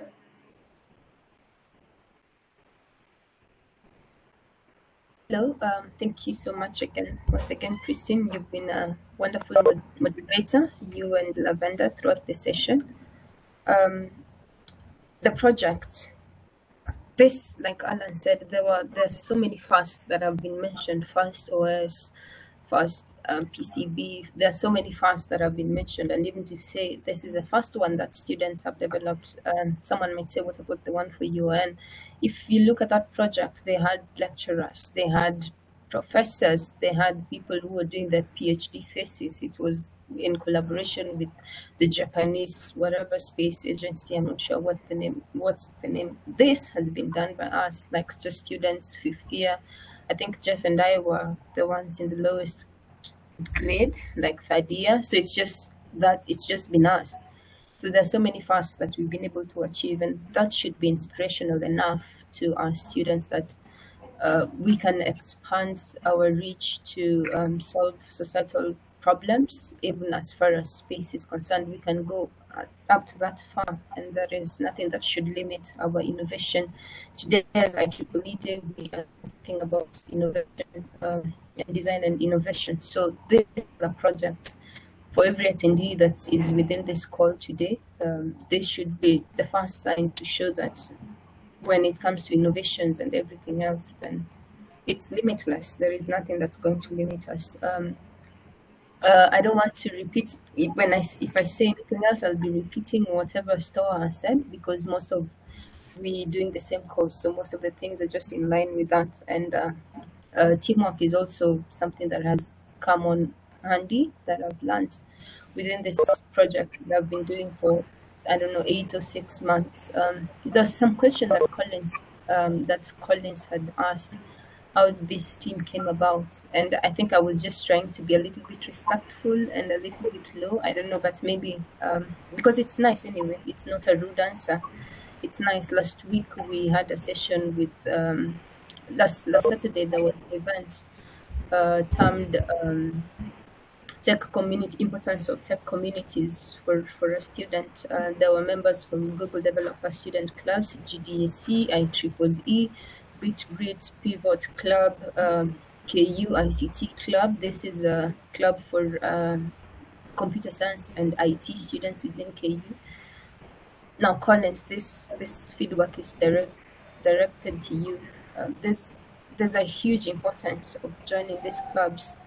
The reason as to when Fidel reached out to me to assemble a team of mechanical and aerospace engineering students, and then reach out to Alan to do the same for electrical and IT students, it's because we've interacted before. I don't think we were strangers to one another. We've met before, and if you realize, you see, you'll see a pattern. We are either in IEEE, we are either in Pivot Club, we have either done projects like, I know, UTC, the Uvumbuzi Tech Challenge for Kakuma and refugee camps. Christine was there, Alan was there. This, like, we keep on rotating within the same cycle, so we know each other and we know what each and every one of us can do. Now, for example, in this call, Collins, you're here today. I've never met you, or maybe we've met, but then I don't know your strength because you're not in a club with me. But then I know Christine is here. I know she can design PCBs. I know she can design some electrical components. Because I've been interacting with her, been together with some projects with her. So this today is IEEE Day, and I can see we had about 29 people from the beginning of this call. Please join IEEE. Don't just celebrate the benefits with other members. If you're not a member, please kindly join and join other clubs and participate. That is how this team came about. That's my parting shot, and thank you so much for having me. I'm glad to join you today. Thank you so much, Jael, for that. And I think Jael has put it out very clearly, the importance of these tech communities. And I'd also urge you guys to join. Join IEEE, join DSC, join Pivot, whichever that pleases you. Kindly join these societies or communities. Thank you so much, Jael. And I think now we'll move to Alan.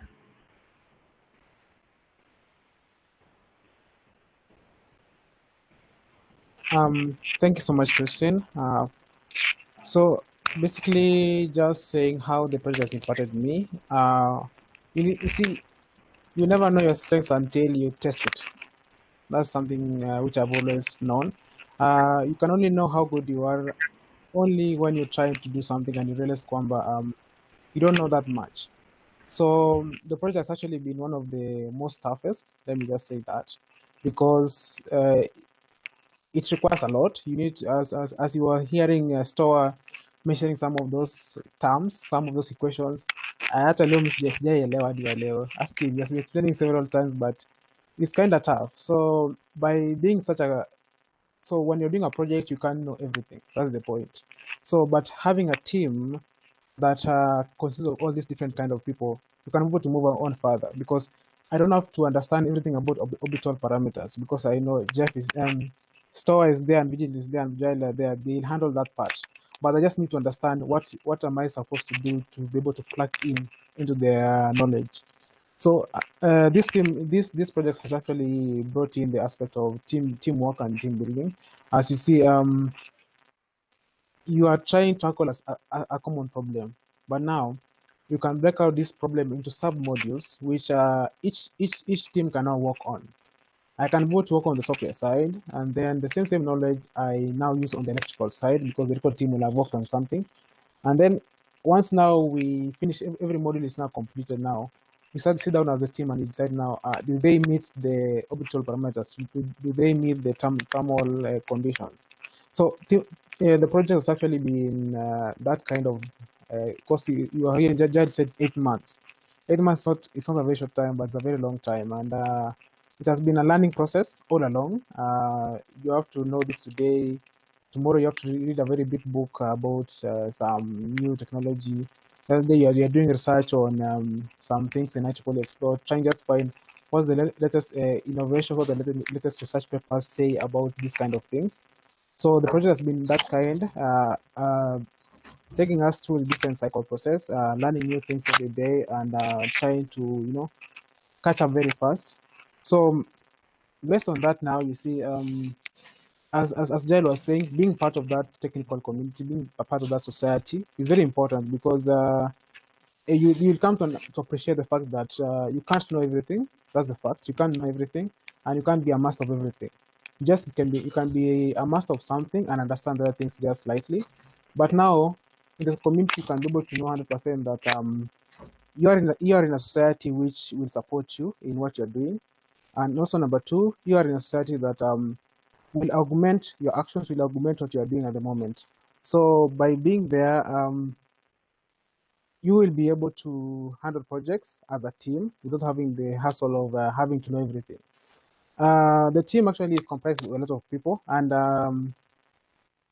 from one person to the other, you find that Vigil and Stoa are very good in the aerospace sector, and I didn't have to worry about them, what they are doing. I just had to know that, Vigil tells me, okay, I need you to do ABCD from your side, and I'll be able to do that. Once I'm done, I'll be able to tell Jael, okay, my temperature for my system requires this amount of limit. If it goes above that, the systems will fail. If it goes below this value, the whole system will freeze and there's nothing will be working. So that aspect of teamwork became very important during the project, and it is something which we all of us should be able to learn that you can't be able to do a project alone. You can't be that guy who knows everything, but rather you can be able to be a person who understands something and be able to get that team to be able to augment you in what you're doing. Then, as a parting shot, I'll say that please, there's no limit to knowledge. Maybe you're an electrical engineer, maybe you're a biomedical, maybe you're a civil engineer, biosystems, whichever it is. There's no limit to what you're supposed to know. Don't limit your mind that you're supposed only to learn what you have been taught in class. As a store here, I've been trying to teach them other things that they don't know, as they teach me things about aerospace side. Teaching you about that doesn't mean that you need to be a master in that, but rather by understanding what they are talking about, you get to have ideas on how you can go even to handle different projects outside the current one. And so there's no limit to knowledge. Just go deep, learn new things, and interact with these guys. Try to gain as much as possible during the interaction process. And out of that, you can be able to realize that even these guys have many nice ideas outside their scope, which you can be able to work with them to actualize them. So don't limit yourself to that small class of yours or that small or any society you are in. Please be part of these societies, these technical committees, and it will help you grow in terms of skills, in terms of knowledge, in terms of expertise. So just keep on joining them and trying out the different technologies, the different aspects, and you see, you'll keep on growing in terms of your technical skills and know-how. And next time when you be part of those societies, when someone says, actually, I want to make a team to maybe form the next satellite for maybe doing some particular task, you'll be there to say, actually, I'm here, I can go to handle this part and this part. And that's how you find yourself in such projects. So they was saying, most of us usually tunajuana because we are in this circle of communities. We have been doing some projects together.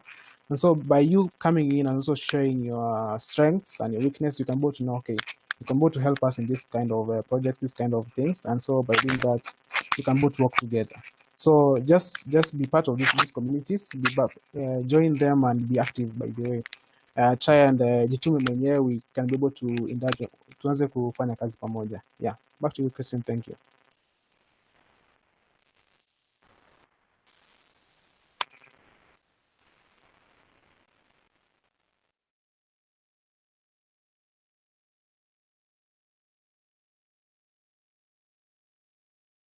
Thank you, Alan. I think Christine has encountered some connectivity issues. So I would like to say thanks to our panelists from Alan, Vigil, Jael, Ayako, and Stoa. Thanks for the amazing information that you have shared with us. I'm really psyched up. So I'm hoping maybe in a few years, Kenya Space Agency will launch a satellite to the space. That would be really amazing. And also, congratulations for the good works that you guys are doing. I'm hoping that you will continue and we will see more results from you guys. Since we're really out of time, I just would like us guys maybe to play a game. It's called Kahoot, whereby I will award the first 3 guys with IEEE works. That's a water bottle, a notebook, and a key holder. So I will share the link.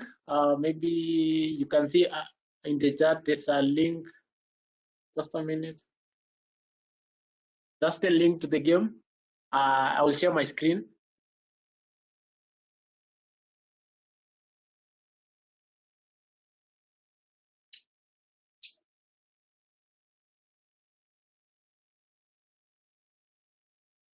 I'm sharing my screen.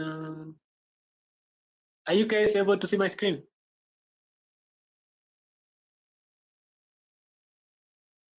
Yeah, I think I can see it. Yeah. Okay, so we're going to play this game. You have 20 seconds to answer the questions. Okay, we can do it this way. The guys from the panel, you can participate, but you guys won't be rewarded because this is information. This is the questions about satellite and space. Okay. We'll. You can load the link that I've sent to you guys and enter this pin.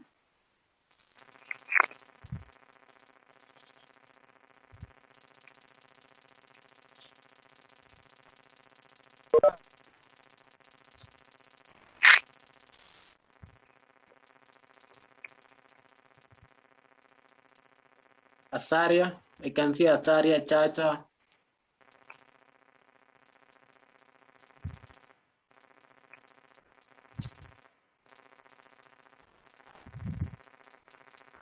David.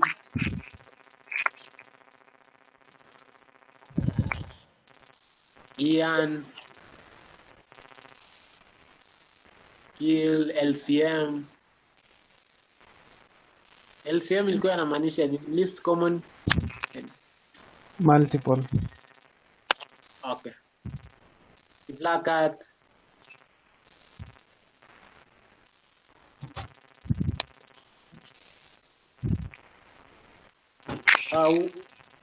I think we're around 20 in this meeting, so let's wait for other guys. Kibor, could you please share the link? Okay, let me reshare the link. I've reshared it.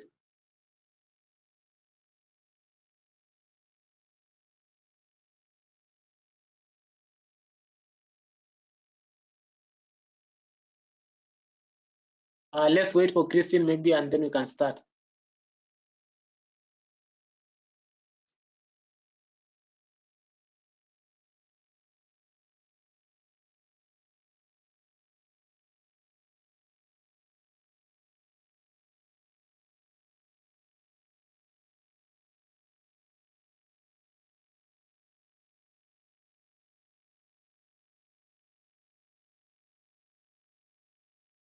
We are 20 in this call, and I can only see around 10 people. Let me reshare the link. Maybe someone of RK, welcome.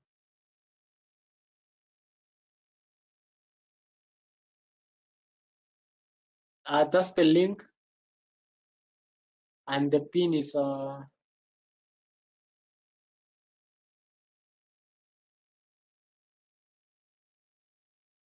yeah. Thank you.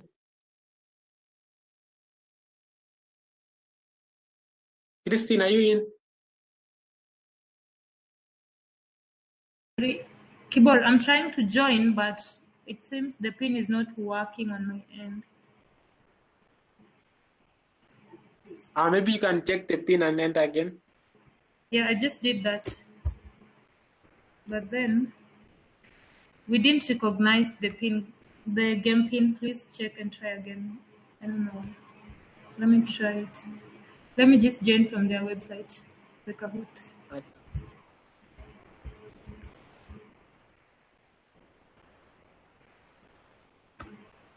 Okay, maybe for 2 minutes and then we start.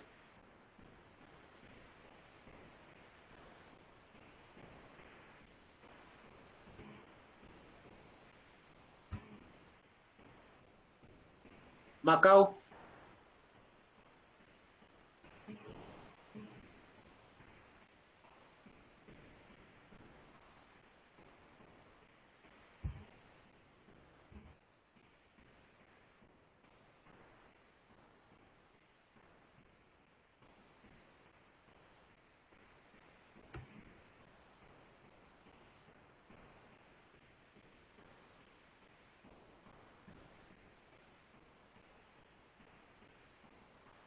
I can see Christine has joined.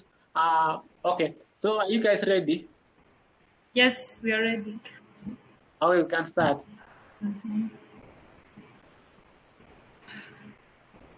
3, 2, 1.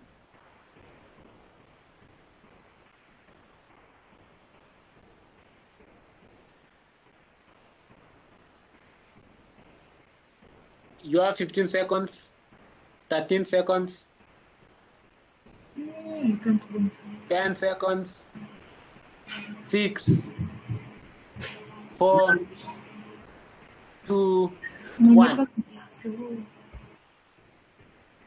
Okay, 5 guys wameanguka. One person amepata. Just guessed. Okay, we go to the next question. Sorry, Saria. I can't see the questions. I can only see the shapes. Same to me. I can't see the questions. You can see I the think, questions. yeah, actually, Kibori, there's something on the miss for Zako. So, guys, I think you're supposed to watch the video. Yeah, screen Kibora may share. You see the question, then the options. Then you can now go back to Kahoot and select the option now. Yeah. Okay. Yeah, okay. On your end, there's 4.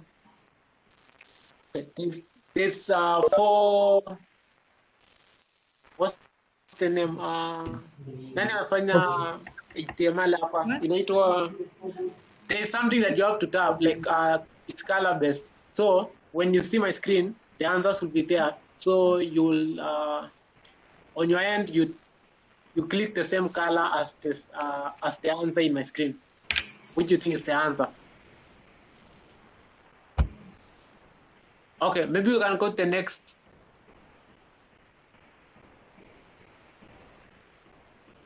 Who invented the telescope? These are the answers. Wow. Who invented the? Who invented the telescope?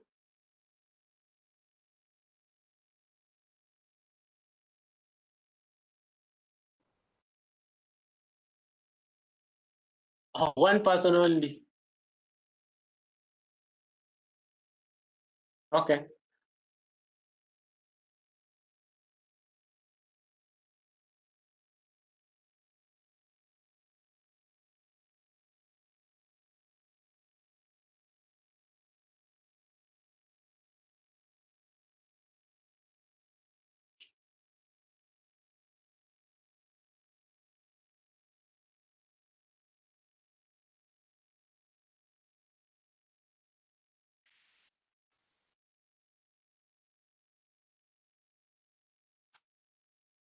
Which of these objects is the farthest from the sun?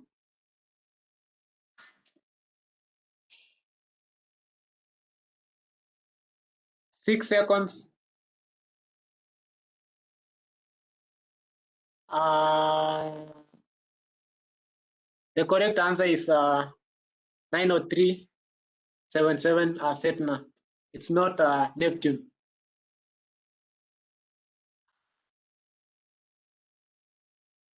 Oh, Chacha and David are coming up. Asaria, umepotea wapi? Question 4. Which one of the following is an example of a natural satellite? 15 seconds, 14,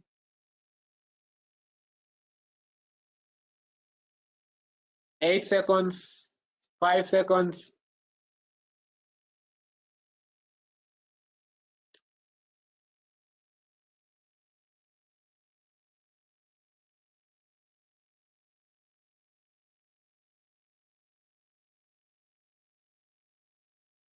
Okay, we got the next question. Question 5. How long does a geostationary satellite take to orbit the Earth? 15 seconds, 14 seconds, 9 seconds.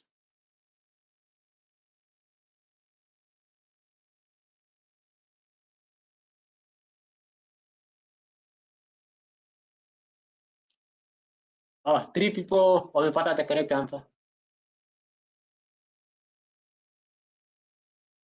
Asare is leading. Question 6.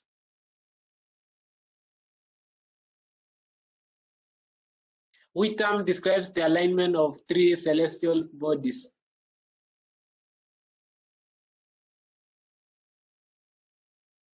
Eight seconds, 6 seconds, 5, 4, 3, 2, 1. The correct answer is SYZYGY. I don't even understand what that means. Maybe you can ask Vigil what that means at the end of the questions. Christine has the highest answer, streak of 3.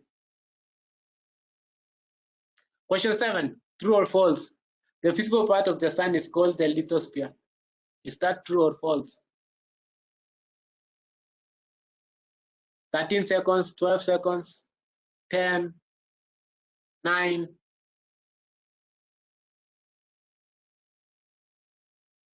3, 2, 1.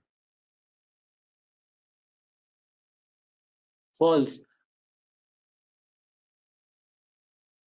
Next question.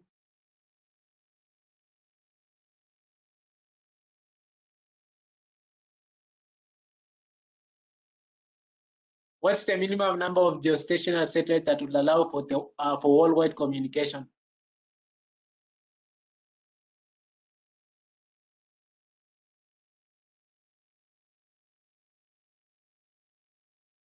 Eight seconds, 7, 6, 5, 4, 3, 2, 1. The correct answer is 4.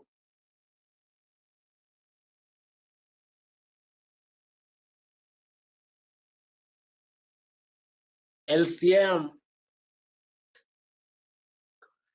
Question 9.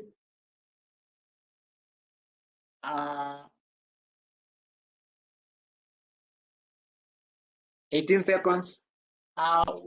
What was the first man-made satellite to be launched to orbit the Earth? I can give you a hint. It was a Russian satellite.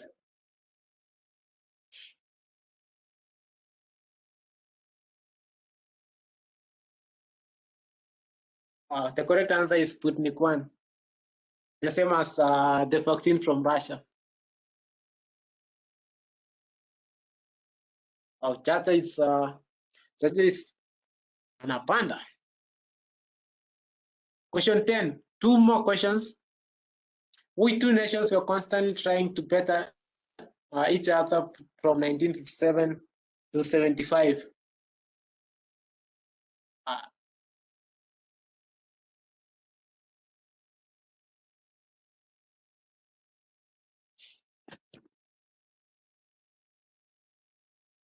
4 seconds, 2, 1.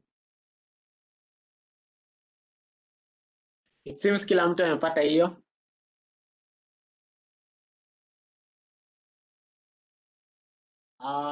We now go to the last 2 questions.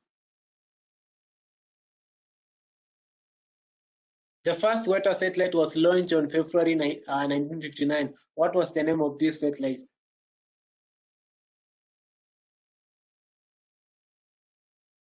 $14 seconds.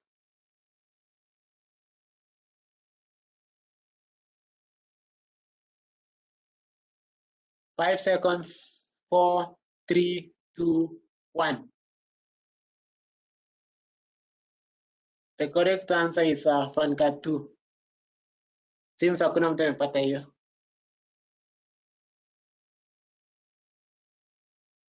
Final question. Chacha, this is a chance for you to be number 1, Kipla to move to number 1. David and LCM, you can move to top 3. Final question. A satellite follows a path known as an orbit. While in orbit, the farthest point from the Earth is known as the 18 seconds, 15, 14, 12, 11, 10, 6, 4, 2, 1. The correct answer is apogee. And that's the end. At number 3, we have Kipla. Number 2, we have Chacha. And number 1 is Asaria. .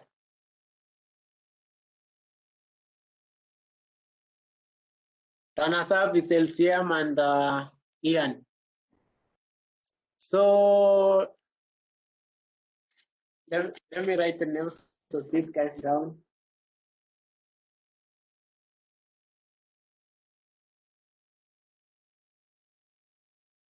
Okay, I will stop sharing. Thanks, guys. Asaria, Chacha, and Kipla.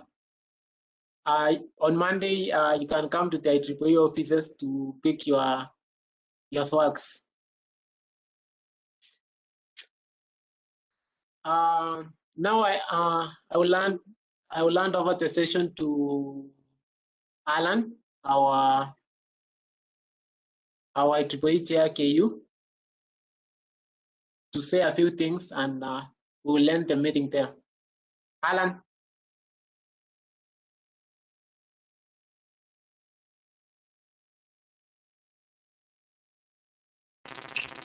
Yeah, just confirm, can you hear me, Kibor? Yeah, I can hear you clearly. Okay, thank you. So, first and foremost, thank you all of us for joining us today as we're celebrating the IEEE Day. It's such an honor having all of you here. And maybe just before I wind up, let me just mention two things about IEEE, that we have been able to use it during this project of the satellite. I think it's important I mention it, so at least people can understand how even IEEE can play a part in such projects. So we were using actually some IEEE resources because satellite is one of the most emerging technology, something which is actually an interest to many nations, and we find that everyone is doing research around satellites. How can we make space travel much cheaper? You look at the likes of Tesla and SpaceX. They're trying to reduce the cost they're using for making satellites, and so we were also doing our research, trying to figure out how do we make such our nanosat be a bit comparable to what's there in the market. We're trying still to minimize on the cost aspect. So IEEE Explore, this is one of the biggest technical libraries in the world. It has been one of the top areas where we go to get our up-to-date papers on the emerging technologies around satellites.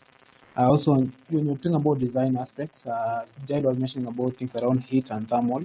That such data we are looking at from the IEEE Explorer, looking at how other countries been doing their thermal control, how are they actually dealing with their issues around microprocessors, what kind of boards are they using, and what are the choices for that, what is the reasoning behind their choices for that. And IEEE Explorer is one of the areas, if you're dealing with any technology, you find that the latest up-to-date papers are there in IEEE Explore. And that's why we're actually encouraging most of you that please just join IEEE and join these technical societies, because one, you get to grow, and two, you get access to such materials, because as a member you have access to IEEE Explore up to some level. Of course, there are many levels in IEEE Explore depending on the quality of the paper being, the kind of paper being used there in the IEEE Explore. Even KU also has some access to IEEE Explore. They are paid for some subscription package. There are many different packages. And so by being a member of IEEE, you can still access IEEE Explore even at your own house. Because if you are using EdROM, you still have access to IEEE Explore, but now you have to be within KU to access that resource. So as IEEE Explore is very, very instrumental. And also number two, some of the members you've seen in the team are members of IEEE, starting with the team leader who was Fidel, Cynthia, and many more. So you see, even Jeff is there. So you see, these are people whom we have been having different projects with, and being part of these such communities. When such projects come up, that's where we normally start. Okay, as members of IEEE, who can be able to handle this kind of task, and if you're there, you can be able to be part of such projects. And that projects not only impact your CV or your resume, it goes way longer to add more knowledge and skills into your mind, which is very important. That's the whole purpose of such initiatives, because learning theory course or technical course is not limited to just the classwork. Classwork is just a part of it. But the question is, what are you doing about the knowledge you're gaining from your classwork?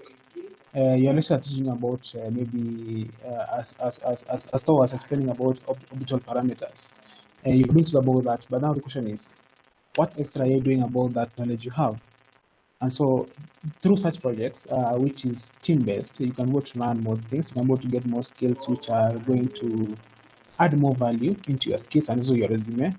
Number two is going to open more doors, because as these guys are doing these projects, they've been able to meet some of the military generals who came by to see the project, just saying hi to them, and through that you get to increase your your network, because now someone knows someone like, oh, there's someone called, let's say, Jeff, who's in third year actually or second year, but he's doing vaccines, but he's actually very active. He's doing very awesome projects like in satellite, in Pandagram, things like that. And also he's a startup. So someone will be knowing about you, will be knowing what you're doing. And by doing that, it actually increases your reach in terms of the connections you have. But because connections actually are very important in surviving through the job market. Also, for those, okay, let me just don't go very deep into that. And number two, for those who know about IEEE, they call IEEE Spectrum, is some kind of magazine which normally comes periodically, and it usually covers some very innovative ideas and technologies that are there in the market. If you have ever got a copy of it and just read through it, you will see very awesome innovations and technologies that we are working on. And IEEE actually, as a member, I think you have access to IEEE Spectrum, which is a magazine, and it's very detailed in terms of the technical aspects. For those who are doing engineering, you'll find that this paper will give you some very detailed construction details, the dimensions, the technical details about how they implement some of these aspects. And it's very important because you can even use some of these ideas in these papers to handle your final projects, and which is very important to you. Yeah, and apart from that, our mentor, Dr. Mambo, also is also our IEEE CAS patron, and he has been very instrumental in guiding us through the execution of the project. And he's part of IEEE, and he's actually still our mentor and our guide in this project. So you see, IEEE still plays a very important role in such projects, and being part of IEEE means that you get to know some of these when such projects come up. Of course, if today I have a project, I just tell my IEEE members, okay, I'm working on ABCD, and I need a team to be able to do ABCD. And that's where I start. And that's how we are actually encouraging everyone that actually today is IEEE Day. IEEE actually focuses on enhancing technology for the betterment of humanity. Because it's not just about enhancing technology, but the main concern is how do you make technology better for the humanity? How do you harness technology to make livelihood simpler or better for people in the society? And so that's a major concern. That's why even satellites are being built to enable us know how we can go to plant, how can we go to plan ourselves in our agricultural lifestyle. Number two, how can we be able to use technology to do things even like military control and many more things. So it's all about making livelihood better for everyone. And so technology is what is at the core. And IEEE has been the forefront in enhancing technology, and through many different ways like conferences, talks, webinars, also standards. IEEE has a lot of standards. I know all of us are well aware about things like Wi-Fi, but Wi-Fi is actually like IEEE 881 something, yeah. So it's a standard by IEEE, which now all these manufacturers are actually following to make such technologies. And being members or part of IEEE community is very important because it not only adds value to your resume, but also this is a professional community, one of the biggest. There is something called IEEE, I forgot the name. It's just like it's called IEEE Collaborative. So it's a place whereby you can have collaboration between different people with different skills on specific projects. You can even get professors there, and they can go on to advise you on some of the nitty-gritties of the project, which is will go a long way in enhancing a project to be of quality. So please just take an initiative, be part of IEEE, and together we can go to advanced technology for the betterment of humanity. So with that, please, if you have any question, you can be able to reach out to me. you can just you have an HPOD office at Chandaria second floor. It's called HPOD officer. Then you can also get me through any person. If HPOD atakwambia, they can give you my contact. You can go with them to discuss more about projects and how even you can do in HPOD, how you can go to them to gain from HPOD as an individual. How can you be able to turn your membership in HPOD to be something productive? Not just being a member because you want to be a member, but being a member who can be able to leverage your knowledge and skills to make a society better.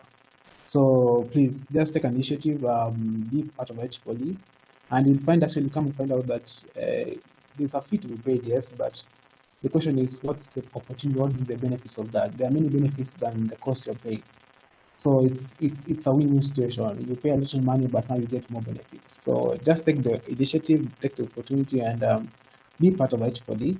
And together we can both grow together in terms of skills and professionalism, and we shall together make the world better for everyone. So with that, thank you for joining us today, and I think I'll return the battle back to Brian. Thank you.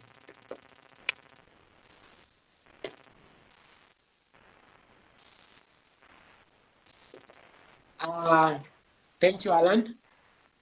I would also like to say thank you to the panelists and our moderator, Christine, and also for our audience. It has been an amazing session. We have learned a lot, ranging from aerodynamics to modulation, and also satellite communication. Okay. There's a question in the chat. Can I please have your number, IEEE host? Is it me or Alan?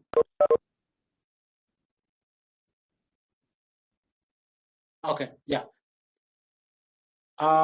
Guys, I think we can end the meeting there.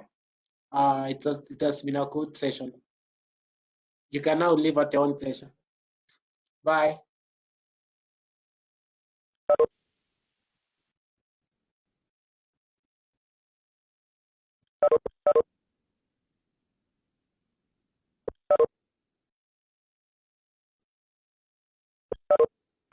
Thank you so much for joining. Bye-bye.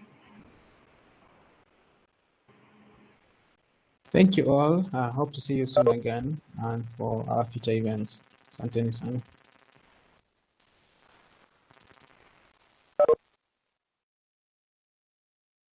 Guys.